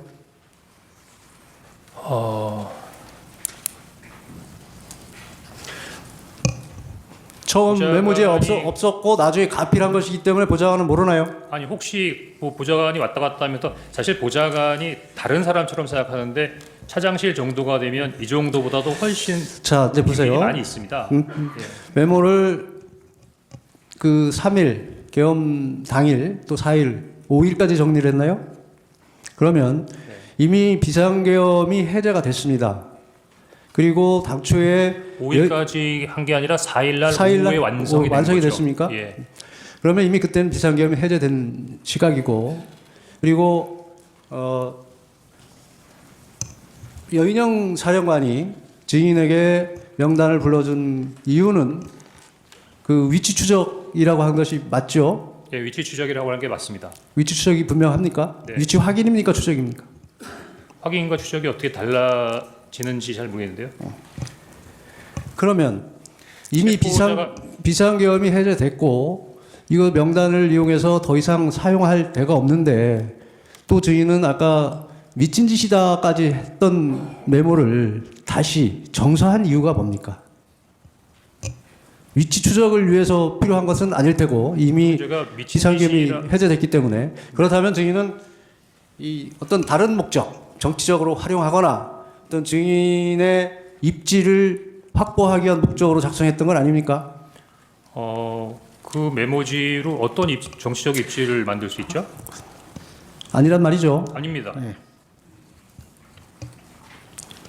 그 메모지에 아까 말한 1조, 2조 축차 검거, 방접사 구금시설 감금 조사 등에 기재한 이유는 뭐 기억력을 되살려 넣기 위해서 기재한 겁니까? 왜 기재한 겁니까? 아침부터 저녁까지 여러 정보 보고를 받다 보면 아침에 받은 정보 보고를 잊어버릴 때도 있습니다. 제가 아니 보기에는 이미 이때는 비상계엄도 메모해 놓은 해제되고 예. 뭐 특별히 이게 사용할 데가 없는 것인데 굳이 왜 또 정리를 해놨냐고 묻는 겁니다. 정보적인 차원으로 해도 방첩사령관이 비상계엄 때 한 뭐 그러면 그런 일이 있었다는 것을 적어 놓은 겁니까? 아니 10여 명의 계속 묻겠습니다. 10여 명의 인원을 체포하려고 했다고 하면 최소한 이런 사람들이 이렇게 했다는 부분 정도를 기억하고 있어야겠다고 그걸 생각하지 기억할 않겠습니까? 이유가 있나요? 국정원의 대공수사권이 언제 없어졌죠? 지난 정부에 없어졌던 것 같습니다. 안보조사국은 언제 생겼습니까? 안보수사국은 이번 정부가 생긴 다음이었던 것 같습니다. 안보조사국은 2차장 산하인가요? 예, 2차장 산하입니다. 그 메모지에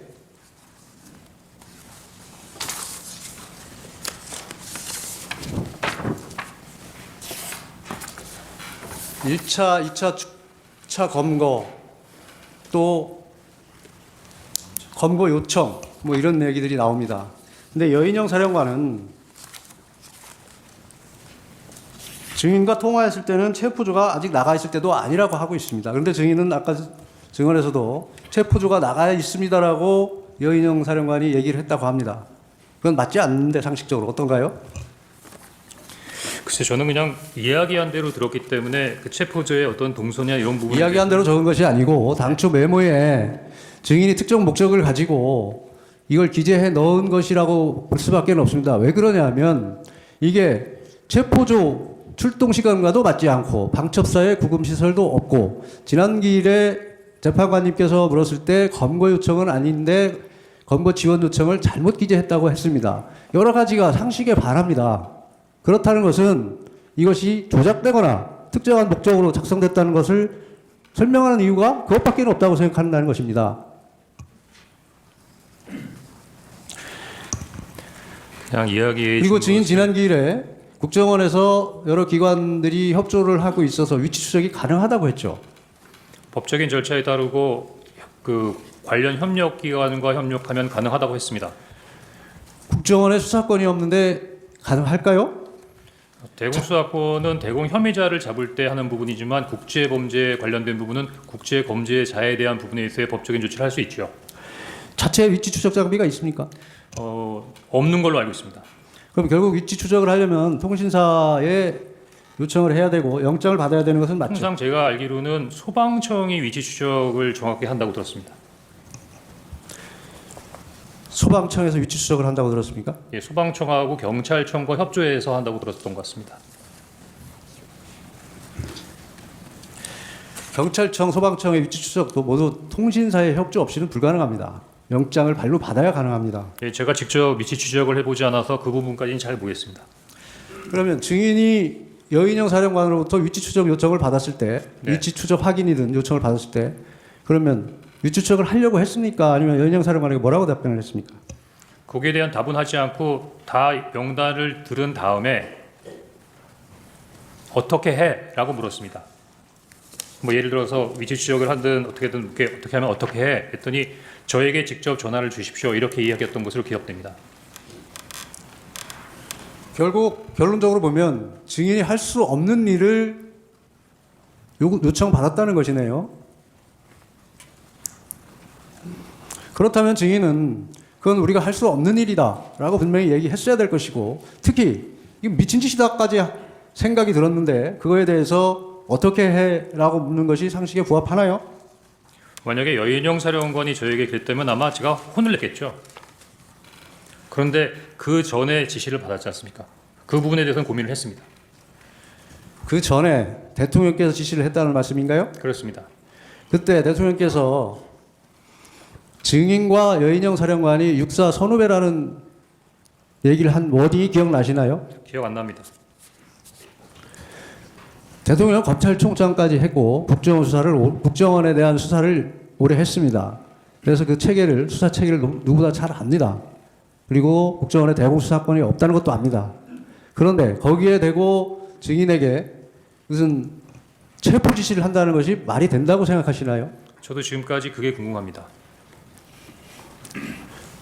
대공수사권도 없는데 체포 지시를 한다. 이것이 말이 되지 않는 것이고, 우선 대통령께서는 증인과 방첩사령관이 육사 선후배이고 방첩사령부에서 간첩 수사를 할 경우 국정원에서 가지고 있는 대공용의점 정보를 제공하고 방첩사 여건이 열악하니 국정원에서 지원하라는 취지로 얘기를 하셨다고 합니다. 그것을 증인은 일방적으로 누구를 체포하라는 지시로 받아들였다는 것인가요? 증인도 지난번 증언에서 목적어가 없다고 얘기한 건 맞죠? 맞습니다. 그것을 단순히 대통령과의 통화 후에, 그것도 여인영 사령관이 먼저 전화를 한 것도 아니고 증인이 여인영 사령관에게 전화해서 무엇을 할 것인지 물어보고 두 사람 간의 연결을 증인 마음대로 한 것 아닌가요? 그렇게 생각하기에는 전화통화의 내용과 이어서 여인영 사령관의 얘기를 분리해서 생각하기에는 좀 논리적으로 어려웠다 이렇게 생각됩니다. 그건 논리의 문제가 아니고 사실관계나 여러 가지 객관적 정황을 놓고 판단을 해야 되지 않겠습니까? 국정원 1차장이신데 1차장까지 하셨는데 법률적인 문제나 현실적인 문제나 이런 것을 종합해 보면 그게 어떻게 연결이 된다고 생각을 하십니까? 그럼 우리 변호인 그거는 증인이 특정 목적을 가지고 억지로 자꾸 끼워 맞춘다고밖에 생각되지 않는데 어떤가요? 그럼 변호인님 제가 좀 모자라서 그러는데 당시에 어떻게 이해했던 것이 옳은지 한번 말씀해 주시겠습니까? 아닙니다. 증인 계속 묻겠습니다. 이 메모지 한번 봐주세요. 이 메모지는 증인이 아직도 가지고 있는 원본은 맞죠?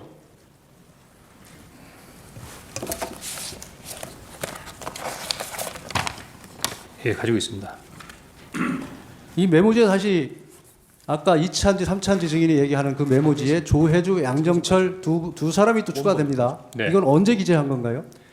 아까 말씀드린 대로 12월 11일 오후에 검찰 조사를 받으면서 검사가 참. 예, 됐습니다. 원본 좀 달라고. 네, 예, 원본. 언제 기재한 겁니까? 검찰 조사 받을 때입니다. 12월 11일입니까? 12월 11일 오후로 기억합니다. 그러면 검찰에는 왜 이것을 제공을 안 하고 아까 그 보여준 문서 그거를 제공을 했죠? 제출을 했죠? 이 조혜주, 양정철 언제 기재한 겁니까? 조혜주 양정철 검사님께 이 메모를 설명하는 과정에서 제출했습니다. 증인이 검찰에 제출한 메모지에는 조혜주, 양정철 이 가필된 부분이 없습니다. 그러니까 그때 제출했습니다. 검찰에 아마 제출했습니다. 아마 검찰에 조혜주 양정철이 없다 그러면 먼저 사진을 찍으시고 제가 나름대로 이렇게 설명을 하는 부분에서 여기 14명인데 2명이 없네요. 그래서 제가 조혜주 양정철이라고 적어 넣어 드린 것 같습니다. 그럼 검찰에서 그 문서를 확보를 못했다는 얘기인가요? 아니 그때 이미 사진을 찍으셨던 걸로 기억되는데요. 그러니까 제가 얘기하는 거는 도리어 증인이 해임 통보를 받은 게 12월 5일 16시경이 맞죠? 맞습니다. 일단은 그만하시고 또 하시죠. 예, 추가 질문 하시죠. 예. 그 메모 얘기 조금 더 여쭤보겠습니다. 그날 밤에 여인영한테 명단을 듣고 저희 그 보좌관한테 정사하라고 지시를 하셨다는 거 아닙니까? 네, 그게 원래 처음에 증인이 여인영하고 통화하면서 받아 적은 거는 포스트잇 같은 메모지는 맞습니까? 아닙니다. 포스트잇이라고 지난번에 원장님이 말씀하셨던 것 같은데 포스트잇 아닙니다. 포스트잇 그냥, 아니에요? 그냥 하얀 종이였던 것 같습니다. 예, 예. 그럼 거기에 적혀 있는 걸 보고 보좌관이 정서를 했다는 건데 그 처음 정서한 버전이 너무 빽빽하게 돼 있다는 겁니까? 그렇습니다. 두 장으로? 예, 두 장. 메모지에 두 예, 장으로. 예. 그러면 이 정서 지시한 후에 그 정서 마치고 돌려받은 거는 정무직 회의 갔다 예, 왔습니까? 그 회의 다 끝나고 돌아와서 사무실로 돌아오니까 아마 보좌관이 저한테 제출을 했던 것 같습니다. 그럼 원장 독대는 하기 전이고요? 아니 다 다녀온 다음입니다. 다 다녀온 다음에. 예. 그 두 장짜리에는 아까 뭐 직책도 적고 빽빽하게 적혀 있었다 그러셨잖아요. 예. 그거는 보좌관이 뭘 찾아보고 그걸 그렇게 적은 겁니까? 그러니까 제가 그 지시를 하면서 제가 아마 이렇게 좀 익숙하지 못했던 이름이고 누구인지 잘 몰라서 야, 잘 모르는 사람이 있는데 누군지 좀 알아봐라고 했더니 본인이 이제 뭐 네이버나 아니면 인물 정보 같은 걸 이렇게 찾아가지고 거기에다가 이제 부기를 했던 것 같습니다. 그래서 예를 들면 홍장원이면 가로 열고 몇 년생, 고향 어디, 학교 어디, 해갖고는 좀 경력 같은 것까지 포함돼서 제가 보기엔 한 두 장에 그 굉장히 원래 그 성격도 좀 그렇지만 굉장히 빽빽하고 꽉 차게 뭘 적어왔던 것 같습니다. 그럼 자기가 뭘 검색을 해서 거기를 그렇겠죠. 약식 프로필 같이 그렇게 적었던 그렇겠죠. 말씀이시네. 그러면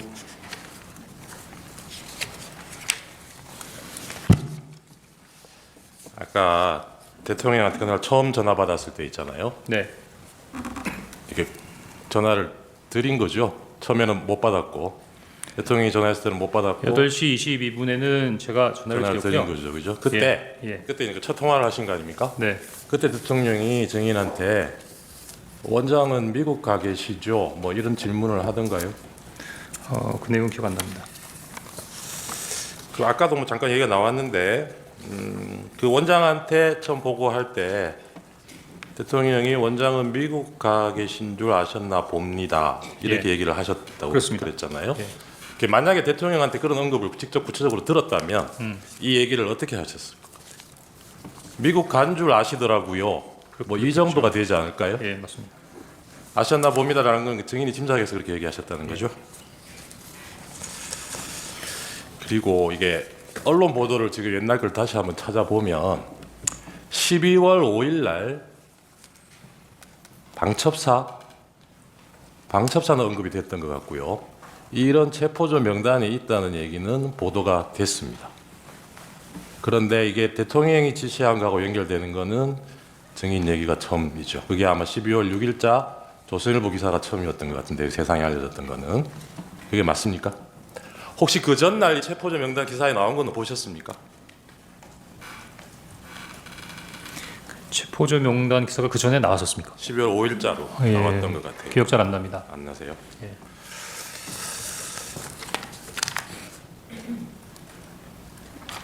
그 아까 박선원 의원하고 카톡 주고받고 사진 보내주고 하셨던 거는, 그게 직접 만났다는 얘기는 제가 지난번에 아마 안 만났습니다. 예. 조태영 증인신문 때 재판관님이 물어보셔가지고 저도 그때 상대방 그 신문사항이 워낙 늦게 나와가지고 급하게 사실 확인을 하느라고 소주위원실을 통해서 확인을 해보니까 그날 뭐 말씀하셨던 대로 그 다른 일정이 있어서 정보위 설명 때는 박선원 의원이 원래 간사인데 못 오셨고, 네. 그래서 나중에 나한테도 설명을 해달라 요청을 해서, 네. 그래서 저는 그 부분을 이제 당연히 뭐 만나서 설명을 들었겠거니 하고 그렇게 말씀을 드렸던 건데, 그건 제가 좀 오해가 있었던 부분이고, 만나지는 않고 카톡으로 받고 사진도 카톡으로 보내주셨다는 거죠. 그렇습니다. 네. 그렇게 기억합니다. 네.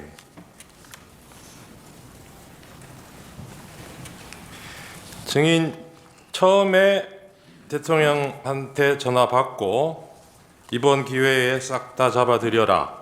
대상은 특정이 안 된 채로 그 얘기를 듣고 여인영하고 통화하기 전에는 검찰에서 어떻게 진술하셨냐면, 이게 대상이 짐작으로는 반국가 세력 뭐 그런 간첩단이나 이런 사건이 터졌나 있었나 방첩사에서 그렇게 짐작하셨다고 얘기를 하셨어요. 예, 방첩사에 사건이 있는가 그렇게 생각했습니다. 방첩사에. 예. 그런데 그날은 아마 그럴 경황이 없었을 테고, 나중에라도 이 대통령 비상계엄 선포하는 대국민 담화문 찬찬히 한번 보신 적 있습니까? 그 외에도 여러 가지 일들이 많아서 담화문을 챙겨볼 수 있는 기회는 없었습니다. 지금이라도 한번 보십시오. 보면 예. 계엄 선포 이후로 반국가 세력이라는 말을 한 4-5번 쓰고 있습니다. 그리고 어떤 때는 국회라고 하기도 하고 민주당이라고 하기도 하고, 어떤 대목에는 반국가 세력 앞에 종북이라고 붙여져 있어요. 이 반국가 계엄 선포문하고 연결시켜 보면 증인이 처음에 그 짐작했던 반국가 세력이 여인한테 들은 명단하고 다른 얘기가 아닌 것 같거든요. 그런 생각은 안 해보셨어요?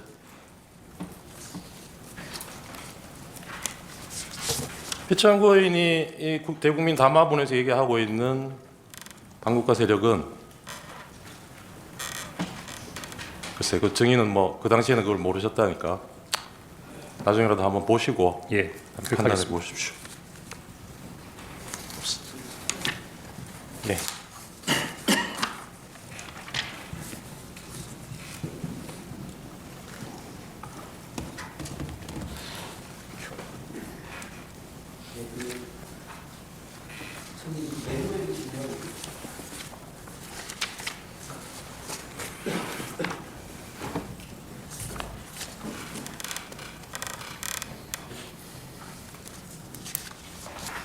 증인 메모해 보시면 그 방첩사 구금시설이라는 표현이 있지 않습니까?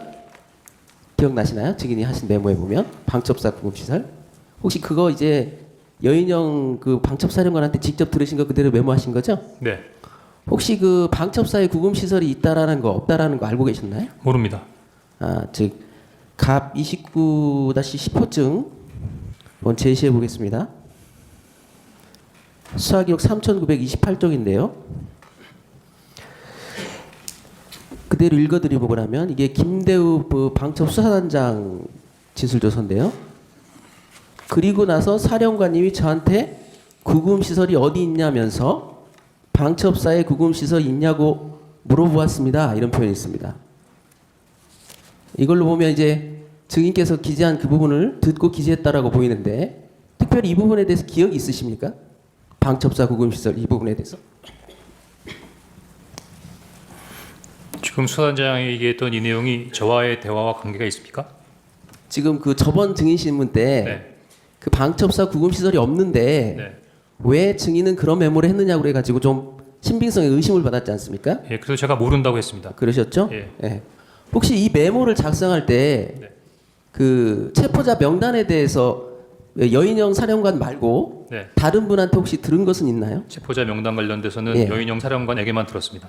혹시 그 증인은 메모에 정청래 사법위원장하고 권순일 그 대법관이 전 대법관이 같이 지게돼 있는데요. 같이 네. 그 부분 혹시 정확히 기억하시나요? 지금 죄송합니다만 질문을 한번 다시 해주겠습니다. 메모에 보면 네네. 권순일 그 전 대법관하고 네. 그다음에 정청래 사법위원장이 같이 기재돼 있습니다. 네네. 근데 이제 다른 많은 메모들이 있는데 네. 이 두 분이 같이 기재돼 있거나 네. 같이 언급된 수사 기록이 없어서 그래요. 저는 전후좌우 없이 그냥 받아 적은 것뿐입니다. 그래서 뭐 인원이 어떻게 구성되어 있는가 그런 것까지는 기억이 안 나고 그냥 받아 적어서 그 명단을 그대로 메모에 유지해 왔다 이렇게 예, 말씀드립니다. 마지막으로 한 가지만 더 물어보겠습니다. 예. 그 조지호 경찰청장 진술에 의하면 네. 체포자 명단이 처음에 15명이라고 했고 네. 그 이후에 한동훈 대표가 추가돼서 최종적으로 16명이 정리됐다고 해요. 네. 근데 증인 메모에 보면 16명인가 14명인가 둘 다 기록돼 있고 네. 오히려 16명이 삭제됐는데 네. 혹시 검찰 조사를 받으면서 네. 그 명단이 정확한지에 대해서 검사하고 좀 의견 교환이 있었나요? 아닙니다. 전혀 없었나요? 예. 그런데 16명인 걸로 혹시 오해한 특별한 이유가 있나요? 제가 첫 번째 메모를 하고 두 번째 메모를 옮겨서 다시 한번 복기를 하는 과정에 제가 말씀드렸지만 4일 오후에 이렇게 쭉 보다 보니까 그 다음날 굉장히 바쁘게 지나갔지 않습니까? 근데 12명의 명단은 확보가 돼 있어요. 근데 2명은 확실히 들었어요. 근데 12명의 명단도 한 10명 정도밖에 안 적었기 때문에 10명 적고 생각나는 거 2명 더 적고 2명은 생각이 잘 안 나고 근데 가만히 생각해 보다 보니까 그 순서로 뭐 그 이후에 몇 번 더 있었던 것 같은 그 잔상이 좀 남았던 것 같아서 혹시라도 내가 지금 현재 기억하는 건 14명인데 16명까지도 불러준 게 아닐까라고 추정했던 겁니다. 그러니까 그때 이제 여인여 방첩 사령관으로부터 들은 명단이 네. 혹시 16명이 아닐까라고 본인 스스로 그렇게 생각한 적이 있었다는 거죠? 예, 그런 생각한 적이 있었습니다. 네, 이상. 예, 몇 가지 드리겠습니다. 아까 저 피천구인 대리님께서 이 메모를 그 다음 날 뭐 다시 작성하고 한 게 비상계엄은 이미 해제됐는데 그래서 이걸 다시 뭐 사용할 일도 이용할 일도 없을 것 같은데 왜 그런 작업을 했느냐 이런 취지로 물으셨는데 이게 비상계엄이 해제됐다고 해서 대통령이 이런 사람들 체포 지시한 일도 없어지는 건 아니겠죠. 예. 그게 뭐 나중에 인물협의 증인이 벌써 이걸 세상에 알려야겠다는 생각을 하셨는지는 모르겠는데 뭐 나중을 위해서 기록을 하는 의미는 충분히 있었을 것 같은데 그런 의미로 하셨던 거 아닌가요? 정보기관원의 특성상 뭐를 드리면 기억하거나 메모하거나 알려고 노력하는 부분이 습관이었던 것 같은 거고요. 네. 꼭 정보 수집을 하는 부분의 모든 부분이 이 정보 수집을 하면 요 다음에 뭘 해야겠다라는 부분에 있어 생각을 하고 하는 건 아니니까 네. 어떻게 보면 그냥 들었던 부분에 특이하면 메모해놓고 뭐 알겠습니다. 이랬던 부분이 아닌가 싶습니다. 그 국정원에서 지난번 증인이 증언하고 난 뒤에 이 보좌관들하고 이 메모 작성 경위에 대해서 자체 조사를 한 것 같아요. 지난번 지난- 조태영 원장이 나와서 그렇게 증언을 했거든요. 네. 그 조태영 원장도 인정한 부분이 나중에 그 다음 날 작성된 그 메모지하고 전날 증인이 원래 메모지나 정사시킨 거기에 인원수가 거의 일치한다는 것은 국정원에서도 확인을 했다 그래요. 그러면 이게 메모 버전이 뭐 몇 개 있지만 그 내용은 동일하고 그 다음에 여인영이 얘기한 상대방이 증인뿐만이 아니에요. 지금은 뭐 아시겠지만 저 부하 군인들도 있고 조지호 경찰청장도 있고 그래요. 그게 지금 14명, 뭐 15명, 16명 한두 명 차이가 나기는 하지만 앞에 뭐 12번째까지는 똑같습니다. 그게. 그런 내용이 확인되는데 지금 피청구인이 문제 삼으시는 통화 장소가 어디였고 메모를 어디에 했고 이게 이 메모의 신빙성하고 무슨 관계가 있는지 저는 잘 모르겠거든요. 정보를 많이 다뤄보신 분께서 어떻게 생각하십니까? 저는 지금 여러 가지 오해나 여러 사람들에 대해서 이야기를 하는 과정에서 보좌관한테 정설한번 스키 천만 다행이라고 생각합니다. 만약에 제가 혼자만 가지고 있었고 혼자만 썼다면 누가 제 말을 믿어주겠습니까? 도리어 이번에 그 국정원장께서 저희 보좌관들을 조사하는 과정에서 아 이게 명단을 받던 사람의 어떤 증인이 나온 것 같다는 생각이 들고요.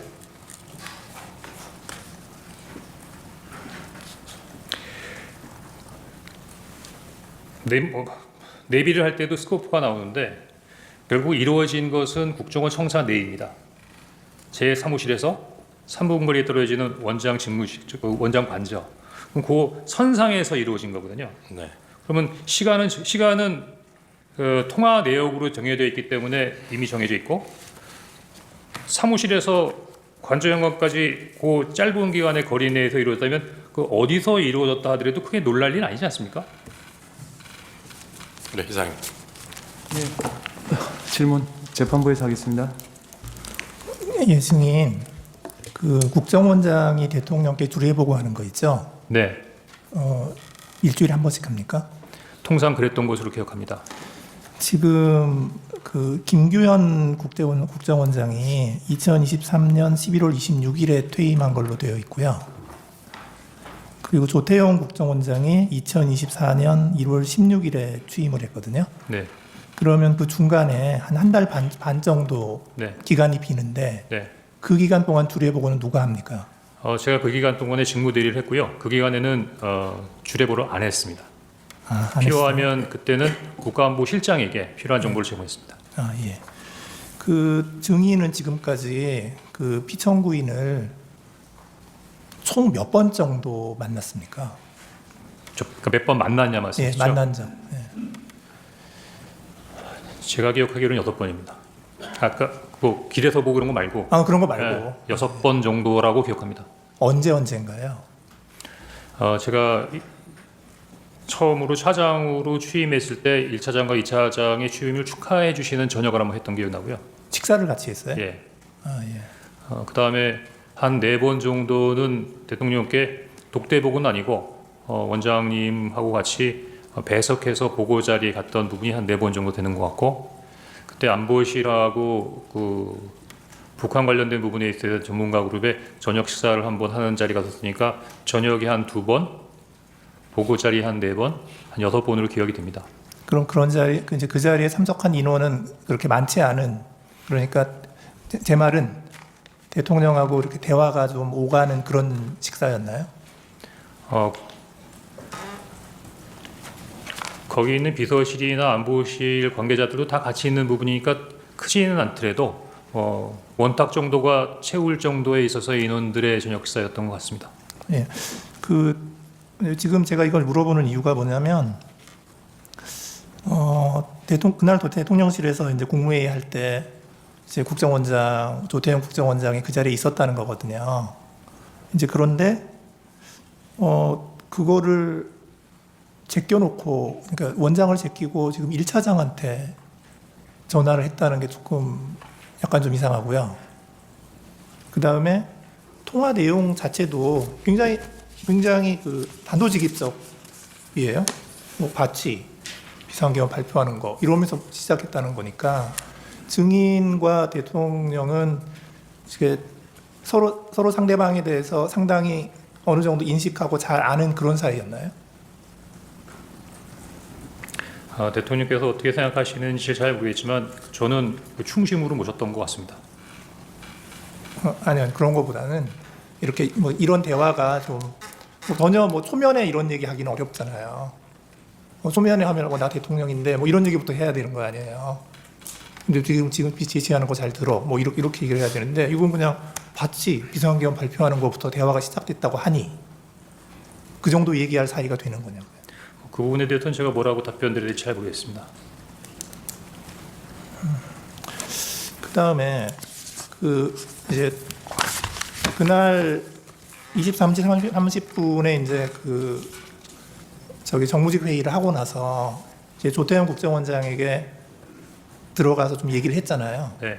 그때 이제 대통령께로부터 전화 받았습니다 하고 대통령이 원장님이 미국 출장 가셨는지 아셨나 봅니다 하고 뭐 방첩사 지원하라고 하십니다 뭐 이런 얘기 쭉 했잖아요. 네. 그런데 이제 그때 조금 이상한 거는 그때 국정원장께서 뭐 놀라거나 그거 무슨 일이야, 그거 어떻게 된 거야 하고 좀 자세히 설명해봐 뭐 이런 식으로 대화가 오갔나요? 일체 답변이 없으시고 방금 말씀하신 것처럼 거기에 대해서 반응하지 않으셔서 사실 좀 당황했었습니다. 놀랐나요? 아니요, 안 놀랐습니다. 그러니까 조태용 원장이 안 놀랐다는 거죠? 네. 그럼 증인은 그때 좀 어떻게 생각을 했나요? 왜 안 놀라시지? 뭐 이런 거에 대해서. 증인의 생각은 어땠습니까? 뭐 마지막에 지침이나 방향을 달라고 얘기하는데도 불구하고 그냥 자리에서 일어나시는 걸 보면서 나하고 이제 이 부분에 대해서 구체적인 부분으로 얘기하고 싶어 하지 않는구나라고 느꼈고 당시에 통상 공직에 있는 사람들은 보고를 받고 지시를 했다는 부분들은 그만큼의 책임이 있는 부분이기 때문에 이런 상황에서 그런 부분에 대해 책임을 안 지시겠다라는 부분을 이해했습니다. 그 증인 말을 들어보면은 그 원장님 최소한의 지침과 방향은 주셔야죠라고 했더니 조태용 원장이 화를 내듯이 자리를 박차고 일어나서 더 이상 대화가 어렵다고 생각했다 이렇게 증인이 얘기를 했는데 네, 그런 내용이 맞습니까? 그렇게 기억합니다. 조금 더 자세히 설명해 줄래요? 그때 상황을. 어디부터 시작할까요? 그러니까 최소한의 그러니까 그 거기부터 얘기를 하죠. 방첩사를 지원하라고 합니다. 방첩사가 이재명 한동훈을 잡으러 다닙니다.라고 얘기한 다음부터 예. 그 끝까지. 그래서 전화를 받았다는 부분하고 방첩사를 지원한다는 내용까지는 뭐 평이한 내용이라고 생각할 수 있는데 방첩사가 이재명 한동훈을 잡으러 다닌답니다. 그러면 다소 놀라시거나 거기에 대해서 특별한 관심을 표할 거라고 제가 생각했거든요. 그런데 내일 아침에 얘기하자라는 말씀이 조금 당황스러웠고요. 저는 지금 지시를 받아서 뭔가 해야 된다는 생각도 있고 또 구체적인 부분의 내용을 알고 있는데 그런 부분을 원장님하고 상의하고 싶거나 아니면 보고 드려야 하는 상황에서 뭐가 딱 막힌 느낌이 들어서 아니 여기 기본적인 부분에 대해서 지침이나 방향을 주셔야 하는 말씀했는데 아마 그 부분에 대해서 조금 뭐 아침에 얘기하기로 했는데 뭐 이렇게 말이 많아 뭐 이런 식의 반응이시지 않았나 생각합니다. 예, 알겠습니다. 예, 감사합니다. 의견 진술 아니 의견 진술 기회 좀 들어보고 또 하시죠. 예. 의견 진술 기회 드리겠습니다. 의견 진술 기회 드리겠습니다. 먼저 저도 12월 4일인가 아마 4일인 거로 기억이 되는데 그 여인영 그 방첩 사령관이 그 조지호 경찰청장한테 뭐 위치 확인, 뭐 체포 이런 거를 부탁했다는 기사를 보고 저도 김용현 그때는 국방장관이 구속이 안 돼 있는 상황이어서 제가 이게 어떻게 된 거냐라고 물어본 적이 있습니다. 그랬더니 좀 두 사람 다 이런 수사나 이런 거에 대해서 특히 여인영 사령관은 저게 순작전통이고 해가지고 도대체 이 수사에 대한 개념 체계가 없다 보니 위치 확인을 좀 동향 파악을 하기 위해서 했는데 경찰에서 그거는 현재 사용하는 휴대폰을 알지 않는 한 어렵다고 딱 잘랐다고 이렇게 얘기를 해서 저도 그런 부분에 대해서는 정말 불필요한 일이고 잘못됐다고 생각합니다. 그러나 지금 이제 우리 국정원 1차장의 이 메모와 관련된 문제는 그런 차원의 문제가 아니고 저와 통화한 거를 가지고 대통령의 체포 지시라는 것과 연결을 해서 바로 이 내란과 탄핵에 이 공작을 했다는 게 문제입니다. 지금 제가 그 당시에는 지난번에도 말씀을 드렸지만 국정원장이 미국 출장을 갔는지 여부에 대해서 좀 오해가 있다 보니까 사실은 직무대리인 1차장에게 통화를 하게 된 그러면서 지금 이런 상황이 지금 발생을 했다고 지난번에도 말씀을 드렸는데요. 제가 여인영 그 방첩사령관을 도와줘라라고 한 얘기 그리고 제가 1차장에게 이따가 전화 혹시 할 수도 있다라고 한 8시 반경에 얘기를 해서 10시 넘어서 제가 이제 계엄 선포를 다 하고 올라와서 전화를 한 이유는 아까도 말씀드렸지만 몇 차례 본 적도 있고 또 뭐 일도 열심히 하는 것 같고 이렇게 해서 제가 격려 차원의 전화를 한 건데 그중에서 제일 중요한 부분이 우리 홍 차장이 여인영 사령관하고 육사 선후배잖아 하는 얘기가 가장 중요한 얘기인데 아까 그 얘기 못 들었다고 거짓말하지 않습니까? 제가 전화를 한 이유는 간첩 사건에 대해서 국정원이 가지고 있는 정보를 전부 경찰에만 주려고 하지 말고 방첩사도 수사 역량이 있고 원래 지난 정부에서 방첩사 수사 요원을 2분의 1로 감축을 시켜서 군 방첩 활동과 방산 이 안보 활동에 지장이 많이 초래가 됐기 때문에 우리 정부에서는 수사관을 계속 증원해 나가면서 이를테면 창원의 방산업체 그 보안 지키는 문제부터 시작해서 방첩사를 계속 키워오고 있는 상황이고, 제가 김규현 국정원장뿐 아니라 조태용 국정원장한테도 방첩사 지원을 수도 없이 얘기를 했습니다. 그래서 제가 1차장에게 전화를 하게 되면 이거는 그 얘기하려고 하는 것이지, 개헌과 관련된 사무는 국정원에 당시에는 뭐 요청할 일도 없고, 또 만약에 여러 가지 개헌과 관련된 정보 사항을 좀 파악을 해야 되겠다 하면 대통령이 국정원장한테 전화를 하지, 차장한테 전화 안 나는 거는 이거는 공직사회에서 있을 수 없는 일입니다. 그리고 지난번 그 국정원장 그 어디 경찰 조사 때도 뭐 대통령께서 국정원 직제를 잘 모르시는 것 같습니다라고 조서를 수사관이 받은 모양인데 그거 전부 엉터리입니다.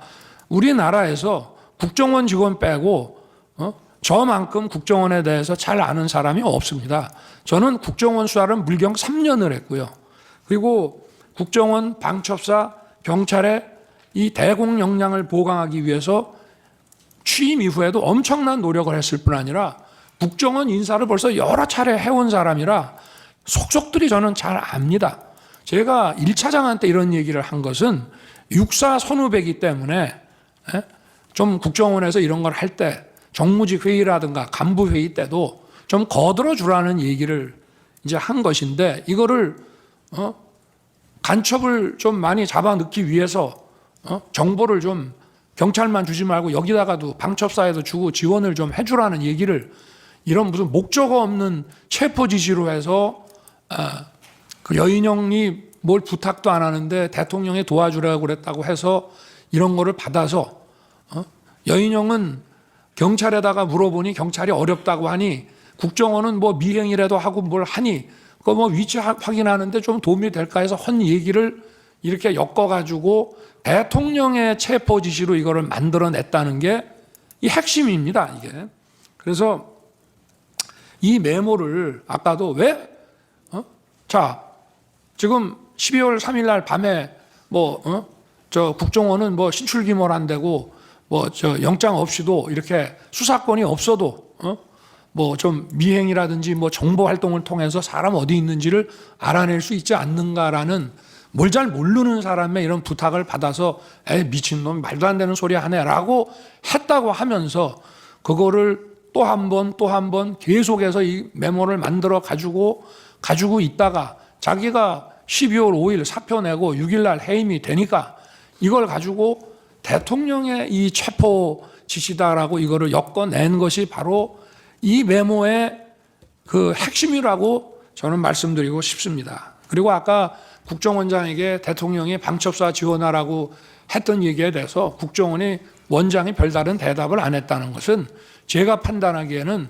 저한테 하도 들었기 때문에 그 얘기는 맨날 하는 얘기니까 아마 내가 저 국외 출장 중인 줄 아시고 저 1차장하고 통화를 했다가 그 얘기를 하셨던 모양이구나 라고 저는 원장이 받아들였을 것이라고 생각하지, 개헌과 관련된 별도의 그 어떤 지시였다고 한다면은 바로 저한테 아마 국정원장이 득달같이 전화했을 겁니다. 1차장한테 뭔 지시를 하셨다는데 이게 뭡니까 하고, 그래야 그게 국정원장이지, 아니 개헌과 관련된 지시라고 생각을 하면서 1차장 말을 그냥 무시해버리고, 아니 그 앞에서는 무시하는 척을 하더라도 대통령이 자기 밑에 사람한테 뭔가 개헌과 관련된 업무 지시를 했다면 득달같이 저한테 전화하는 게 상식 아니겠습니까? 그거는 수도 없이 들었기 때문이고, 지난번에도 왜 한번 재판관님께서 어떤 그 작년 그 상반기 저 총선 전에 어떤 그 안가 자리에 그 여인영 방첩사령관이 거기에 왜 참석했냐고 한번 물어보신 것 같은데, 그 자리가 바로 국정원 보고 방첩사 지원해 주라고 하는 그런 자리입니다. 그렇기 때문에 그 말씀을 좀 드리고요. 그리고 아까 그 무슨 제 무슨 처와 국정원장 간에 휴대폰 문자 주고받았다는 부분에 대해서는 그건 저도 알 수 없는 것이지만, 저와 제 처는 지난 11월 7일 대국민 담화와 기자회견한 이후에 소통 방식을 개선하고 휴대폰을 바꾸겠다고 이미 국민들에게 다 말씀을 드려서 제가 아마 11월 중순에서 남미 G20하고 APEC 출장 가기 직전 아니면 그 직후에 휴대폰을 바꿨습니다. 그래서 비화폰을 저 같은 경우에는 국정원장하고 썼고요. 아마 제 아내는 국정원장이 안보실장이던 시절에는 전화번호를 가지고 있었을지 모르지만 휴대폰을 이렇게 비화폰 아닌 개인 휴대폰을 바꾸고 원래 휴대폰을 다 없애버렸기 때문에 저는 그 통화 내역이 어떤 건지 사실 좀 궁금합니다. 네, 이상입니다. 네, 추가 5분 드리겠습니다. 추가 신문하십시오. 증인이 해임 통보를 받은 게 12월 5일 16시경이라고 했습니다. 맞죠? 그 다음날 12월 6일 조간부터 국정원발로 한동훈 등 정치인 체포 지시라는 뉴스가 보도되기 시작합니다. 기억나시나요? 조선일보에서 그런 기사가 났던 거 기억합니다. 공교롭게도 증인이 해임 통보 받은 다음날 조간입니다. 그 해임 이유와 관련해서 지난번에 국정원장과 좀 다른 주장을 하시는데 증인 박지원 의원에게 인사청탁 7번이나 한 적 없습니까? 없습니다. 없습니까? 그럼 증인이 직접 하지 않더라도 누구 다른 사람을 통해서 한 적은 있으십니까? 없습니다. 그럼 증인이 대북공작금 횡령 의혹과 관련해서 박지원 의원에게 설명한 적은 있습니까? 예, 있습니다. 증인은 박지원 의원에게 인사청탁을 한 적이 없다고 하지만 박지원 의원이 페이스북에 올린 글입니다.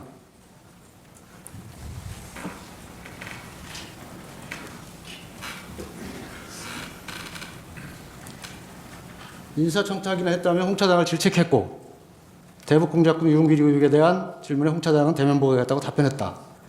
그 앞에 보면 주영 대사를 역임하신 전 국정원 간부가 6, 7차례 청탁 거절한 것이 전부다. 이런 내용이 나옵니다. 그럼 증인과 관련이 없는 내용입니까?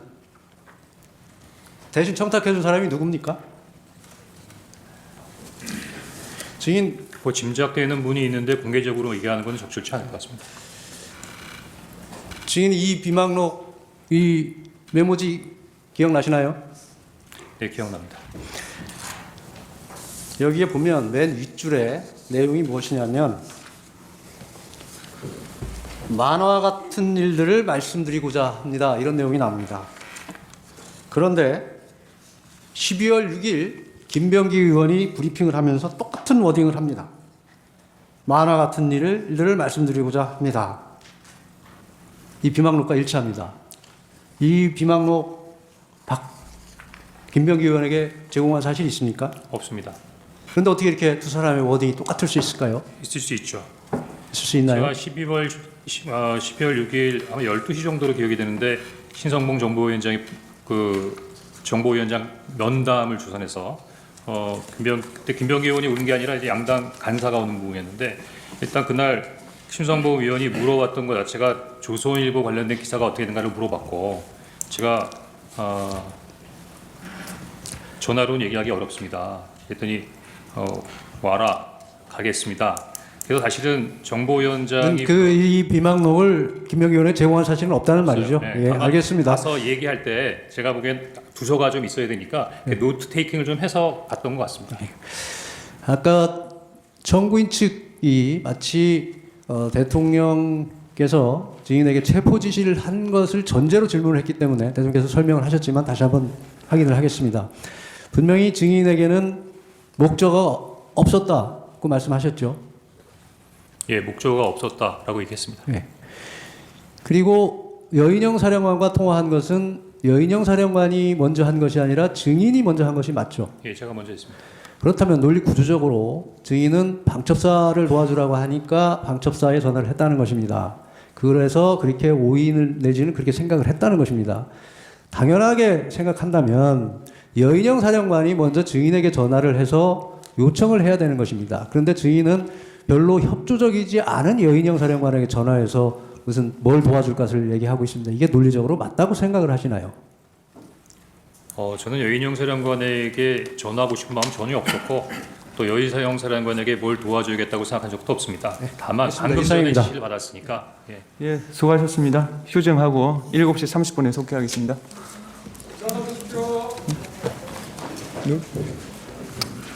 뭐라고? 예, 돌아가십시오. 예.